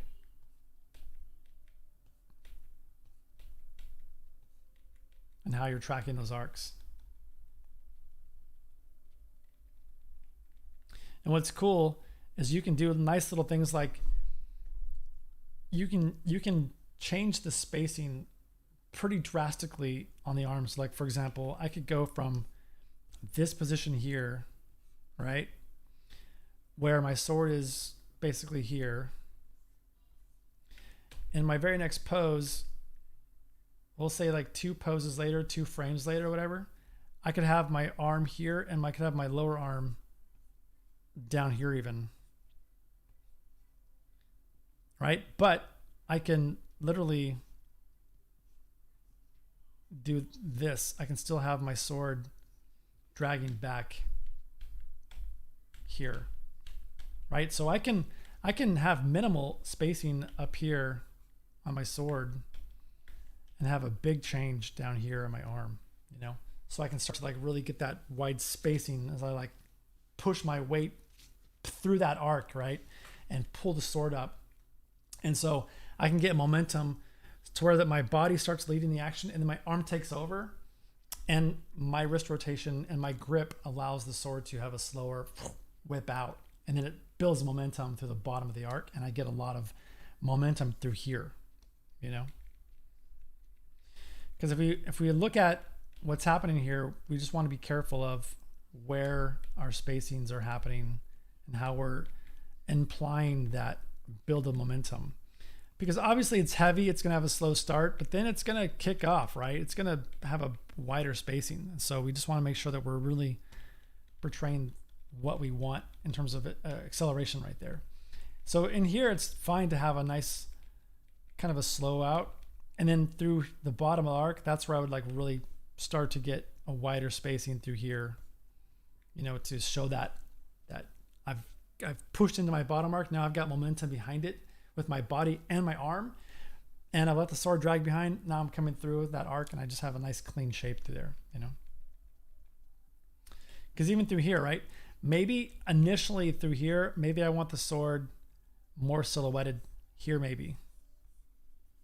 Initially, right? Because maybe I want to create the shape of the sword through here. Maybe I want to create a round shape of that sword. And then as it comes up through here, maybe I start to foreshorten it, right? A little bit less and less until it comes around that arc, you know? So I can initially go profile and then start to like whip it up and then get it more foreshortened, you know? Yeah, exactly, Pete. Yeah. So it's just a matter of like, to me, it comes down to those poses, right? Because I can find my first pose and I can start to think about, well, where's my spacing going? Where am I picking up momentum? Where are my ease outs happening? And I can start thinking about what feels best for, you know, core weight, what my core weight's doing, and then how I'm pulling that extremity behind it, right? And then I want that thing to kind of take off eventually, right? So that can kind of help me start to distinguish like where my poses belong too, because maybe I want that sword tip to be kind of tighter spacing through here and then start to build momentum and like really whip through here. You know what I mean? And like really pop up there. And then what does that mean for my poses too? Because if my body pose makes sense, then I should be able to put my arm in a pose that matches one of these spacings. So you can almost decide for yourself like where I want my spacings to be on the sword, and then making sure that my posing fits that narrative, you know? Okay. Cool. Nice posing through here. I like that. It's working pretty well. We get a little ambiguous right in here. So I'll oftentimes try to avoid that. So I'll probably, if it was me, I would probably try to hold this shape. I would probably try to imprint this pose on my audience for as long as possible. Line of action through here. And I would get this a little bit higher and cleaner if I could. Maybe this is a little more secondary down here, maybe. I don't know. I would probably play with my shapes there. And then from here, I would probably try to hold that pose. And then I wouldn't probably change into this pose here. Well, obviously till this pose, but I would probably try to basically do it over like a frame. So I would have a lesser version of this pose at 94, at 95, and then 96 I would be favoring into the pose at 98 basically. So I'd probably try to do it over like a couple frames, you know? So it's almost like up, hold, boom, come down into like the landing, you know?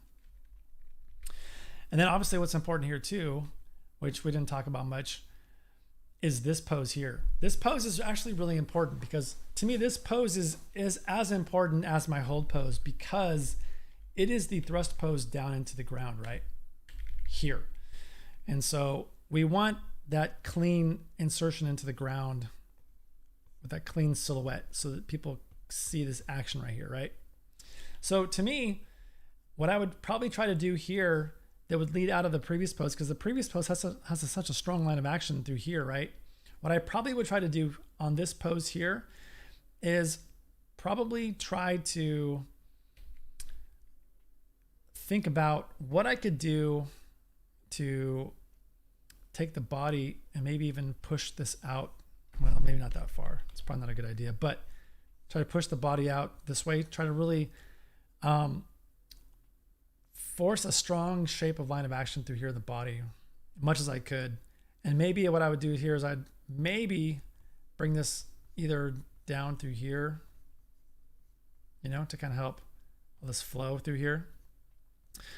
Clean the head shape up a little bit here, looking down where he's about to plunge it into the ground. Then maybe I would either bring this arm up and let it like kind of drag behind here, right? Or I would bring it down, you know, out of the way more here. Maybe come into like a fist or something, you know. So I would play with a couple of shapes. But then this arm here, what I would do is reason why I want to get this line of action out here is I want to basically try to get like this hand up here, like really aim the sword down where it's going to come down, right? And try to get some kind of clean shape up there. So I might just try to push that shape, you know, as much as possible, you know. Boom, you know. And then just watch your grip. There's a little bit of looseness there, which happens. There's also a moment here. Yeah. So I wanted to talk about this too. This foot right here on the front, the way you're pivoting the foot back to push off is great, right? Because you're pushing the weight back off of that heel so you can step, right? You kick the foot in here, but I never quite get the sense of weight on the ball of the foot here before you kick it back out here. So the way I handle that kind of thing, because it happens, right? You don't have enough time for a step and then step back out, right? So what I would probably do is I'd probably kick off the heel and then kick the foot up and then step back down. So it'd be almost like it'd just be a weight shift. I would push off that heel and then just kick the foot off, get a small overlap rotation on the foot with some TY, and then kick it back down and let the body come down on top of it. So you have the body lead the action, right? The foot follows, then the foot leads the action, the body follows. So you reverse it, right? Make sense? As I unplug my headphones.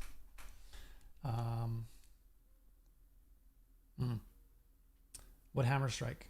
Which one specifically? When you say the hammer strike, I'm assuming there's a specific one. I'll let you type. Type it up. Boom, comes down, slam, boom. Now, this action right here, I always love this. What you did here is really great. Nice bit of overlap right there. The only thing I would say here is, again, get a nice strong grip on it, and then like when he racks it, right, and like twist it, again, make sure you're aware of where that pivot point is, right, where it is in the ground. If the sword swims too much, right, then it feels like it's loose in the ground, almost like it's in water and not stuck into the ground, right? You know? Oh, the one in my demo. Which demo did I do with a hammer strike? Why am I not understanding that particular demo? Is there one from like a student that's on LinkedIn or something? Because I'm 50 years old, man. Come on.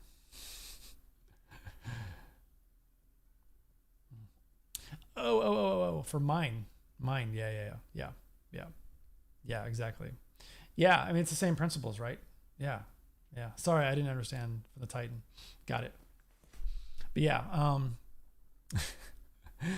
yeah, the principles. That's why I always talk about the principles. Just repeat, those leads and follows. Something's got to kick off, right?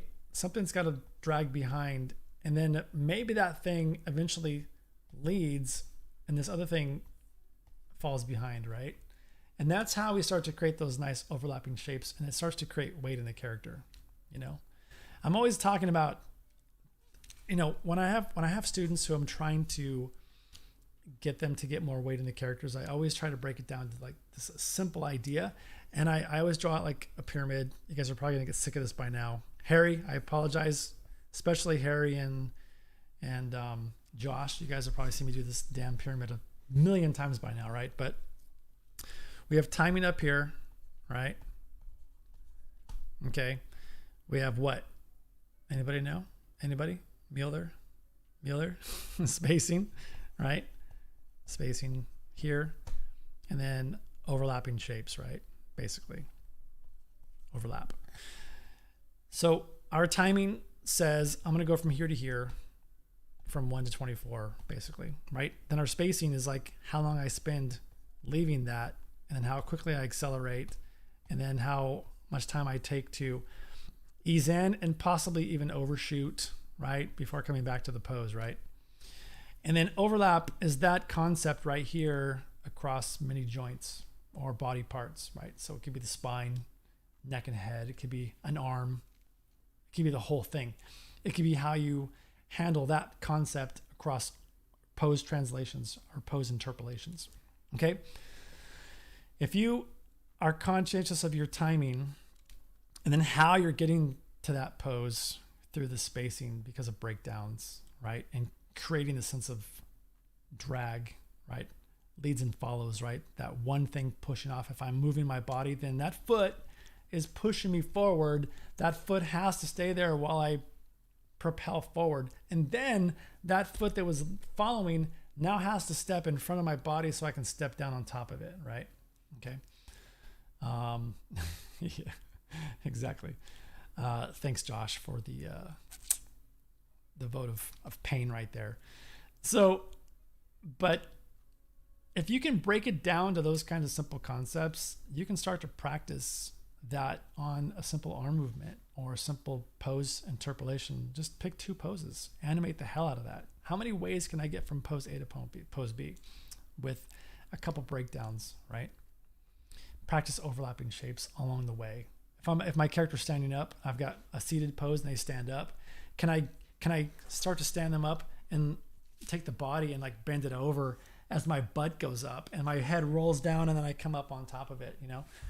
And just create that sense of overlapping shape, right? You know, on the way to pose B. It's a good idea. Do it, just like Nike said, right? So yeah, so getting back to this, just I would use a locator at this point. I'd bake out the animation again if I needed to. I'd put a locator on my dirt entry point and I'd rotate the sword from that pivot point, and I would go through all the sections where it's in the ground and I'd re-polish that entire section, which I've done a few dozen times at this point at Bungie. And it's really fun because you've got something kind of cool there, but it's kind of squirrely. And then now you just go and you bake it all out to preserve it. And then you go through and you add a locator or 2, and then you basically bake the locator out as a child to the prop where you want that pivot point. Then delete the constraint, reverse the constraint, and now you've got a new pivot point control of that locator that you can then go through, and the hand just follows, and you just do all the motion from here down here, rotation all day long. It's super fun. Cool. And then beyond that, just again tracking those arcs, right? Tracking those arcs. See right here, the sword kind of peters out. And there's some dead frames in here too, granted, but you know, it happens sometimes on the capture. So just watching what that arc is doing, right? And so for example, as he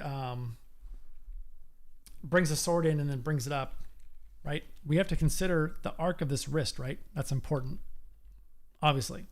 So the arc is going to be something through here, right? Obviously, in this case.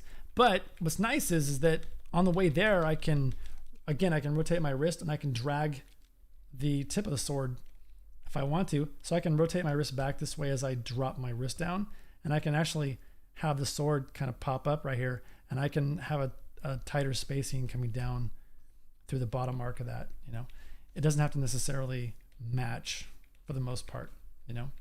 So to me, that's F word fun. That's freaking fun. I love that part because everything's working, everything's flowing, and now I'm going to go through and I'm going to do a super polishy, nuancy, anal retentive pass on every single spacing frame on the tip of the sword, my wrist rotation. I'm going to find a moment in there, most likely even, where I'm going to re-grip my hand coming through that bottom arc, and I'm going to throw up the sword up, and I'm going to like roll my fingers off of it and then like grab it again, you know? And that stuff is fun because you can just sink into the nuance of it, because everything else is like working for the most part on top of that. And hopefully you're done with that stuff, right? So now you can just go through and you can just spend hours if you want to, just doing this beautiful kind of arc through here on this whole hand, right? Down, up, and then the grab, boom, you know? And then this moment right here, where you're inverting the whole arm, I would always try to get, right, some kind of body support to do that, right? Because it's all like, right? There's a lot of force behind it, right? And there's a lot of core movement. So take advantage of that. And then, yeah. And then again, leads and follows. The body's going to lead the action. He's going to drop the weight back here. Don't be afraid to drop the sword down after, because he can like go up to grab it again, and as he goes to grab it, he can like start to step backwards and then come down and like hit the fan behind me. You know what I mean? Like you can like then pull that sword through and then come into the pose, you know? And so you can really embellish that moment. Yeah. Cool. Because right here, there's a moment right here that I want to feel as a viewer, where he's thrown the sword up, it's heavy. He like torques his body to step back and grabs it, and then has to come through and he's got to resolve the weight, you know, of the sword on top of the body, right? And him trying to support the weight of the sword up, not just like dragging down because it's heavy, right? Okay. There you go. Put in some Zeppelin and dig right in. Yeah, yeah. Cool. Yeah, and to me that's the fun part. You know, blocking and polish is my favorites, you know. The rough spline, it's just on the way there, you know.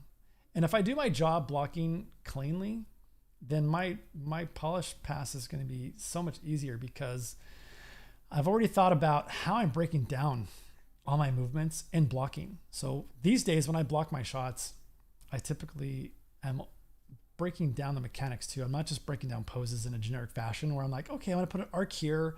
I'm going to rotate the body down, and I'm going to pull the body into the rotation this way. I'm actually thinking about what the body's doing to accommodate the weight through the pelvis up into the spine.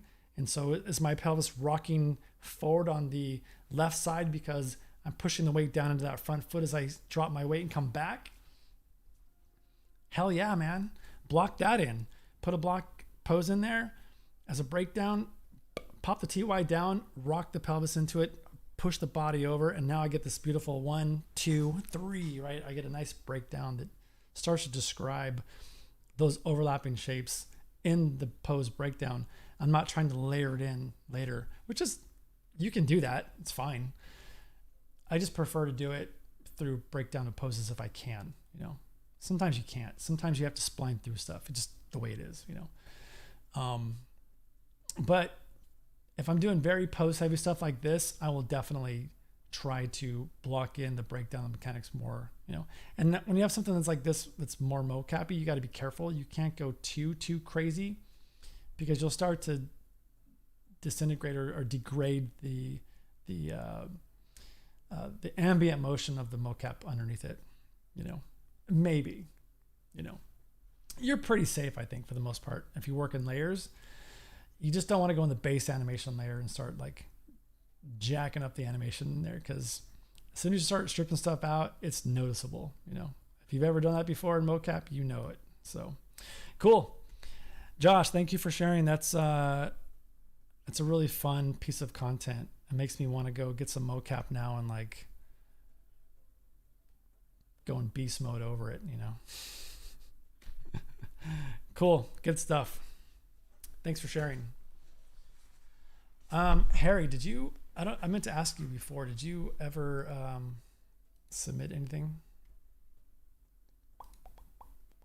Let's see here. Let me go back in here because I don't know if you did or not.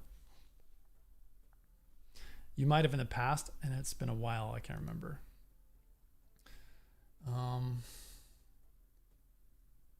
You did. Okay, thanks, Harry. Let me grab it real quick. Yeah, I mean, Josh, there's a lot of potential there. Super fun, right?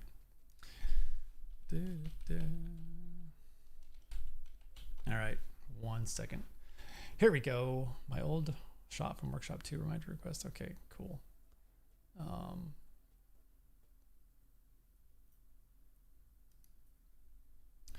All right. Is it the Asir_walk2 run? Harry, at some point, you got to let that shot go, man. Just got to move on. I don't know when that time is for you, but, you know, I say that tongue in cheek, but in some ways, I do feel like, you know, get everything you can out of it and then take all that lesson from that and just then here we go, download. Okay, yeah, and then take all that and take it to the next one, right? You know. Let's see here. Yeah, January 2nd, January 28th. So I've got a January 28th. That's all I have though. Was it that long ago? It couldn't have been January 28th. There must have been something sooner. Did you, which email did you send that to? It must have been my other email. Was it the Anim Depot email?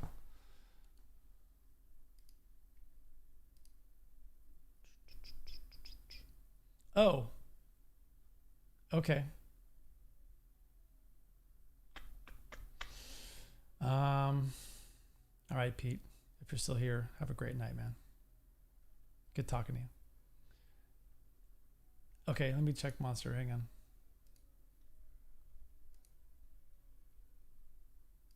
Yeah, then we'll wrap it up. Get you guys out of here. I know it's getting late.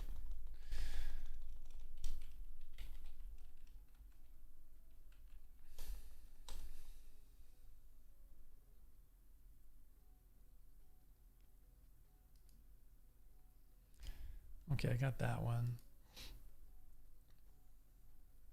Yeah, I don't have it. I don't know where you sent it. Where'd it go?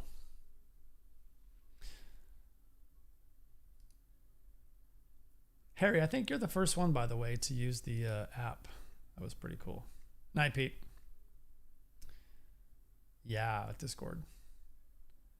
To the monster email. Oh, maybe it was the other one. Hang on. Hang on 1 second.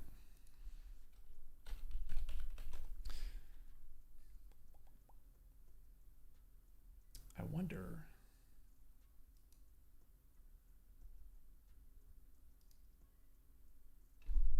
Yeah, hang on.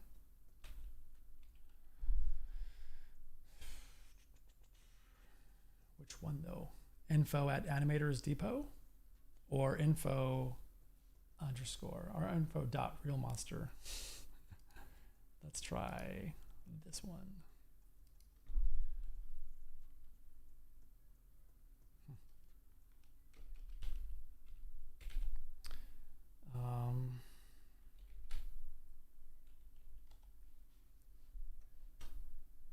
All right, let's see if it's here.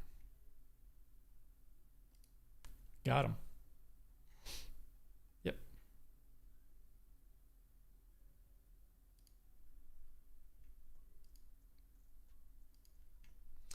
All right, 1 second. Let me just unzip these real quick.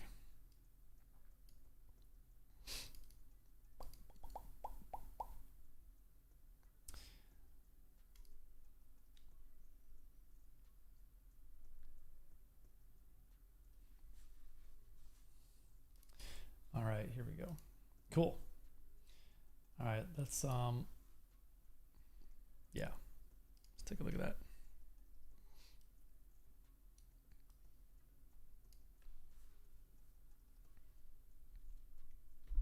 Let's let it load in there real quick.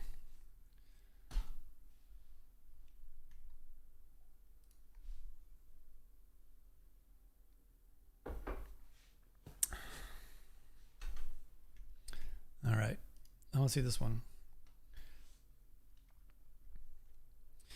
Let's check it out. No, it's not natural for someone to be as stupid as he is tall, and yet... Oh, there you stand. No, it's not natural for someone to be as stupid as he is tall, and yet... Oh, there you stand. No, it's not natural for someone to be as stupid as he is tall, and yet... Cool. Oh, there you stand. No, it's not natural for someone to be as stupid as he is tall, and yet... Oh, there you stand. No, it's not natural for someone to be as stupid as he is tall, and yet... Oh, there you stand. Okay, cool.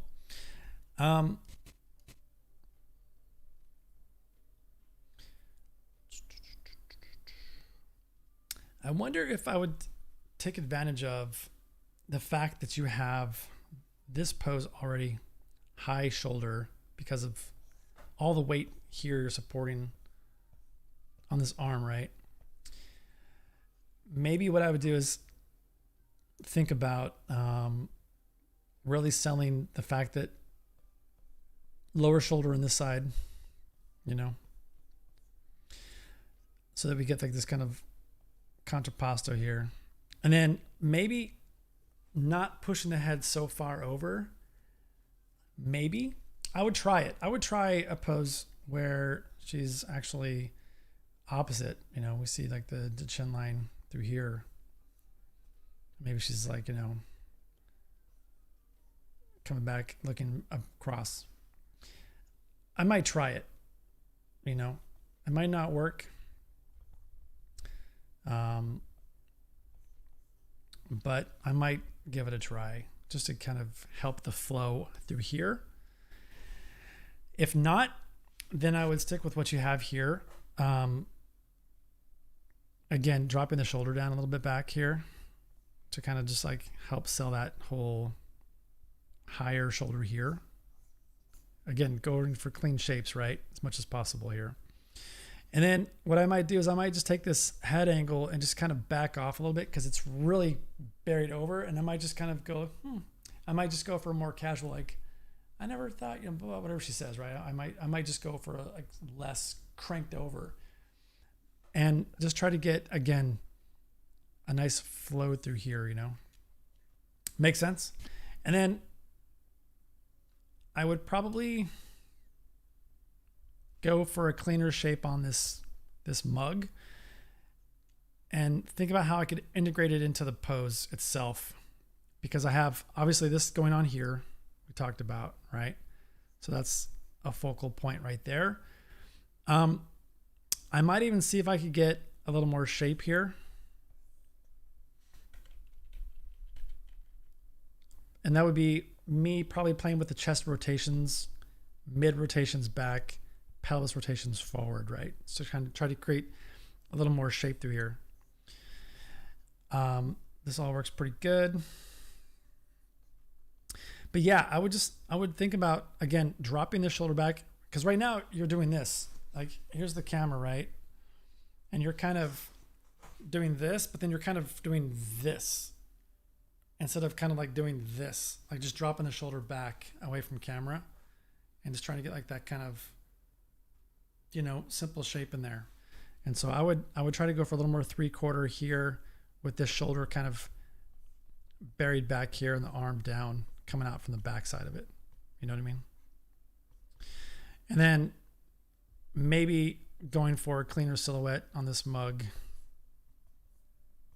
up here or something. I don't know. I would play with it, you know, and just see what I could do to simplify the shape, or just bring it over here. So like, you know, maybe it's like down here across the leg or something, right? You know, arms back here still. So I would play with some ideas there, but I would probably just try to create just more of a sense of flow to the pose in general. You know? No, it's not natural for someone to be as stupid as. And then I think it's fine you change poses here. you know, something as stupid as you, right? I think it's fine that she changes her pose here. But I don't know if I would bring her right back forward again here. And then she does a pose change here. And then right here, this is a little bit kind of posy. Instead of like, you know, I might just go a little more, here you are.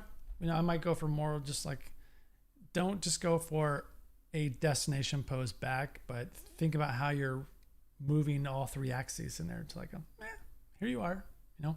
So you can get a little more like, even in the head, you can get that drag that leads and follows, right? Okay.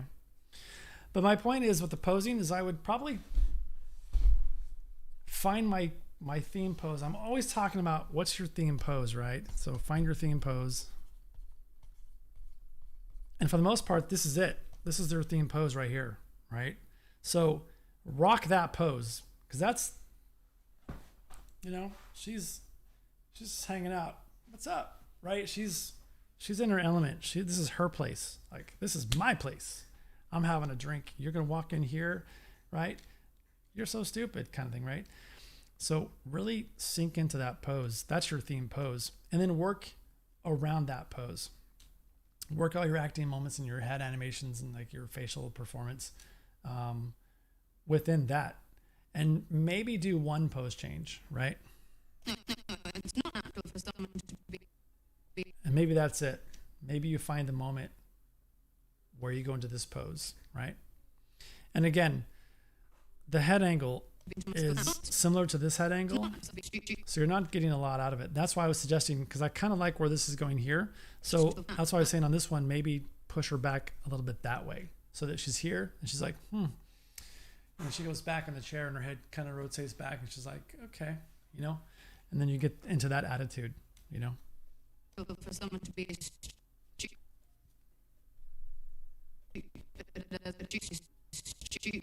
and then for me, there's an opportunity here. Anyone that's stupid, right? So it's like anyone that's stupid.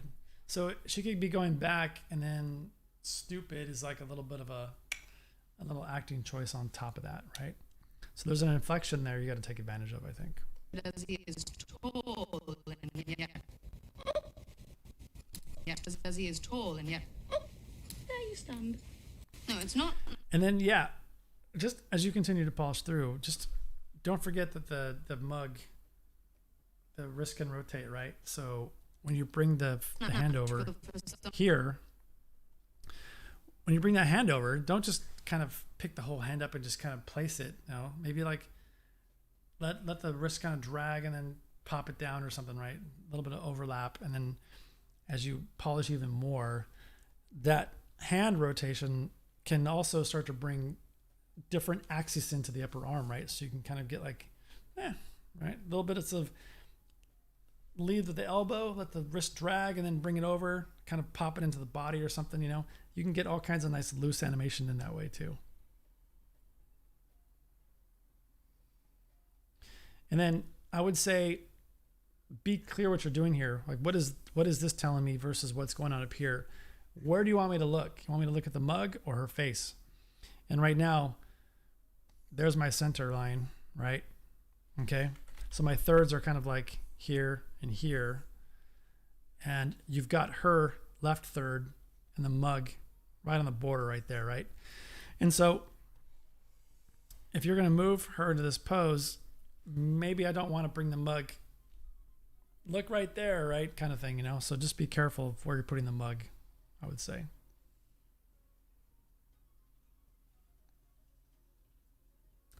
And then I like the idea of her looking at the drink before she goes and takes a sip of it. So I think I would make that choice as well.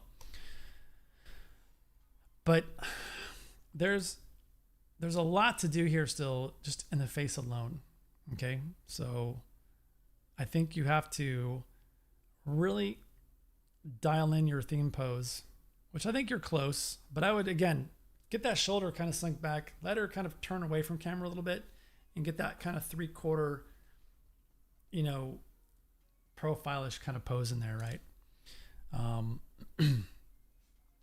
I'd really pose the fingers out here. right? Really get that index finger out there. Like really play out that pose, you know? Yeah. There you stand.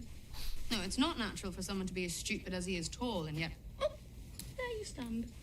No, it's not natural for... I think what I'd do is I'd have her say... For someone to be as stupid as he is tall, and yet... As stupid as he is tall, but yet... that's where I'd put the mug up, and it's like she's about to drink it, and then she doesn't drink it because she's still talking. So I would have her actually... No, it's not natural for someone to be as stupid as he is tall, and yet... There you stand. Yeah, but yet... There you stand. And then she takes a drink. So I would actually have her prepare to drink, like, just before... And there you stand, you know? No, it's not natural for someone to be as stupid as he is tall, and yet... There you stand. No, it's... There you stand. As she drinks it, you know? So she, like, brings it up, like, and looks at it like, no, there you stand. Maybe she, like, glances at him one more time and then comes back and drinks it, you know?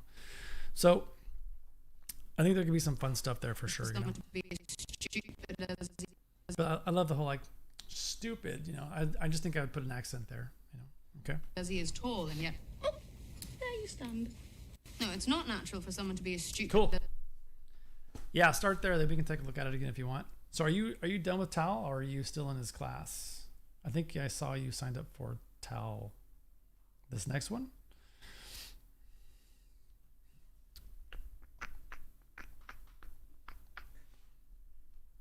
I remember this shot.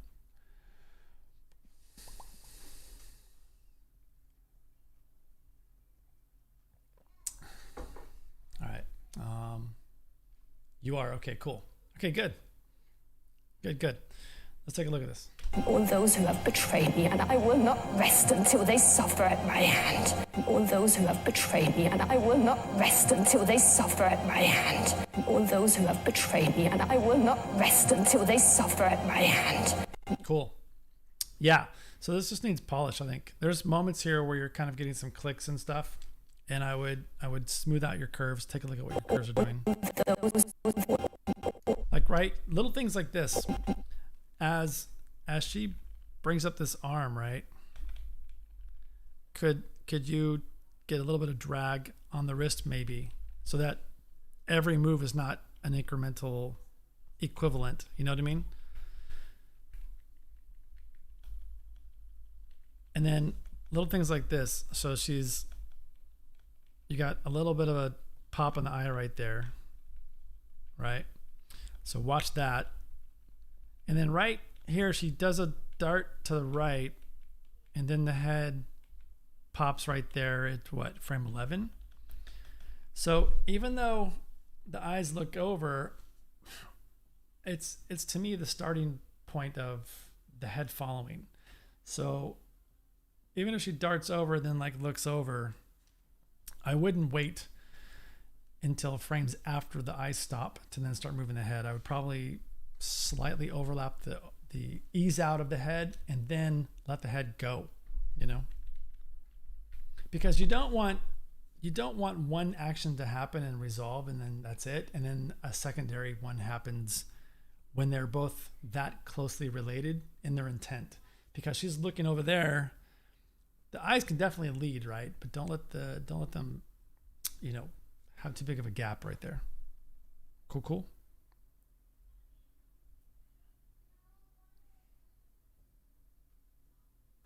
And then little things like this too. When she brings the gun down, right? It just kind of locks. And there's opportunities for that to kind of like lock and the hands to kind of overshoot, right? Okay.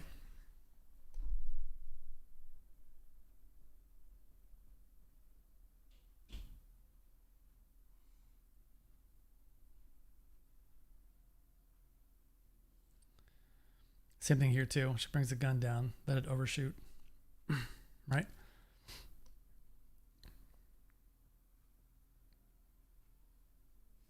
And then right there, there's kind of a move over. There's a rotation that happens right there.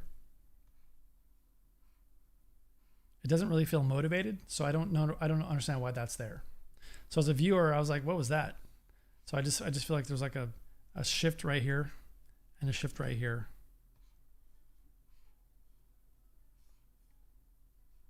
Okay. And then just watch the eyes. Again, the eyes are kind of all over the place. And so find your lids, right? Find your pupils in there. Right? And then stick to that shape as much as you need to. Okay? Don't let the lids kind of swim. And then on the eye darts, you know, you're doing a lot of creeping on the eyes here. So give yourself more separation in your darts. Dart, pause, half dart, pause, maybe come back, dart, then over, like boop, boop, boop, boop, boop, right? Don't let them creep too much. Okay.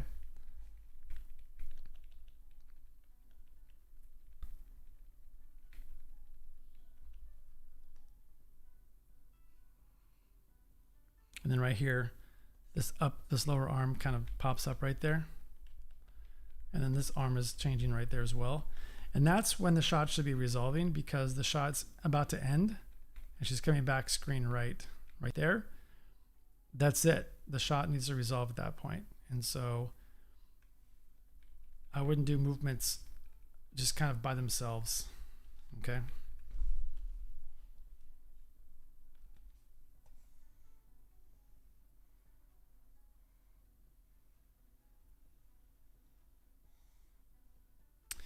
And then one thing I might do is if I'm holding the guns up and then I go to 0.1, I probably would kind of not let this one over here upstage the one that I just pointed. So I probably would actually bring it down a little bit, maybe. It's worth a try. Just kind of tuck it in a little bit, and then she comes out with it. And then now you've got some place to move out into on the second point. Okay.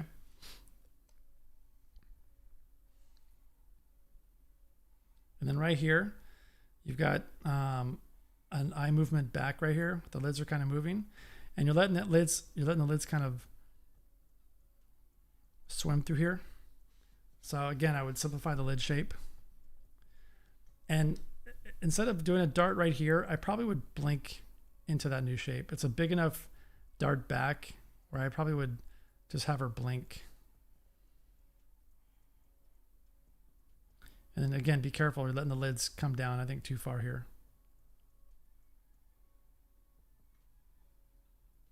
And then big movements like this, to me, always justify a blink. Like, right? She's like going to look. She's going to point the gun. She's probably going to want to blink into that, right?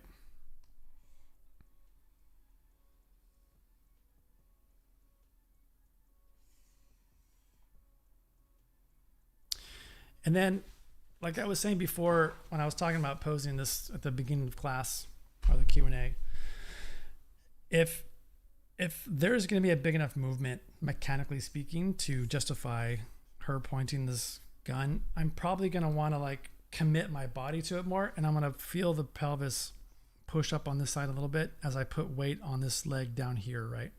Okay. And then on top of that, I'm going to probably end up with more of a commitment to my body being this way, right? Maybe, right? You know what I mean? Like really committing to that.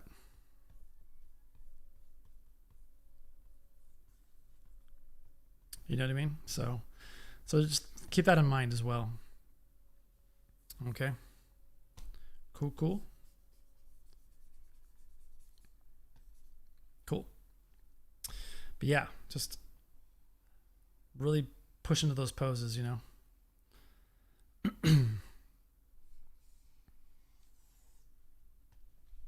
Me, and I will not rest until they suffer at my hand. Yeah, and then she says, suffer at my hand. At is where I probably would like really commit to coming back screen right. They suffer at my hand. Imagine she's kind of going, at my hand, and then her eyes kind of come over afterwards.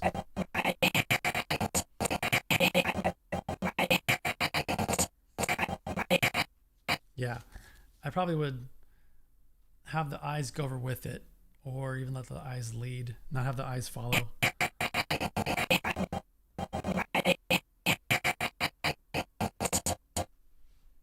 All all those who have betrayed me, and I will not rest until they stop. Yeah, and then from a clarity standpoint, when she's talking and she points the first gun out, you need a strong catalyst for coming back this way, right? So she's one, she needs to be like, right? And she needs to like see it, and then she needs to like really sell it to us as a viewer. And right now she's kind of darts over here and then darts again and then kind of pauses and then anticipates and then points, right? So I would say it's like 1 reaction, 2, right? Okay. All right, Harry, cool, man. We'll do it again. We'll look at more. All right, I hope that helps a little bit though. Cool. And this will be up on YouTube so you can watch it afterwards too. All right, thanks, Harry. Have a great rest of tonight and we'll talk soon. Cheers. Cool. Could be a fun shot, you know? Right on. And I will not rest until they suffer. All right, cool. All right. Well, we'll call it right there. I think that's a good stopping point then. Josh, are you still with me? Where's Josh?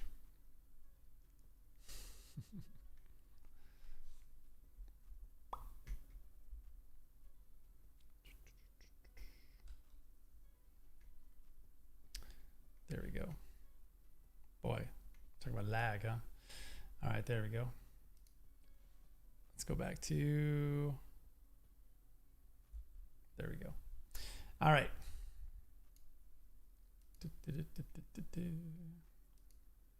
All right, cool. We'll stop right there for tonight. Okay, so thanks for hanging out. I appreciate it, everybody. If you have any questions, shoot me an email. You know how to find me. And thanks for watching. Happy animating, and we'll talk soon. All right. We'll call it a wrap. Thanks so much. Bye. Cool. Glad you liked it. All right. We'll talk soon.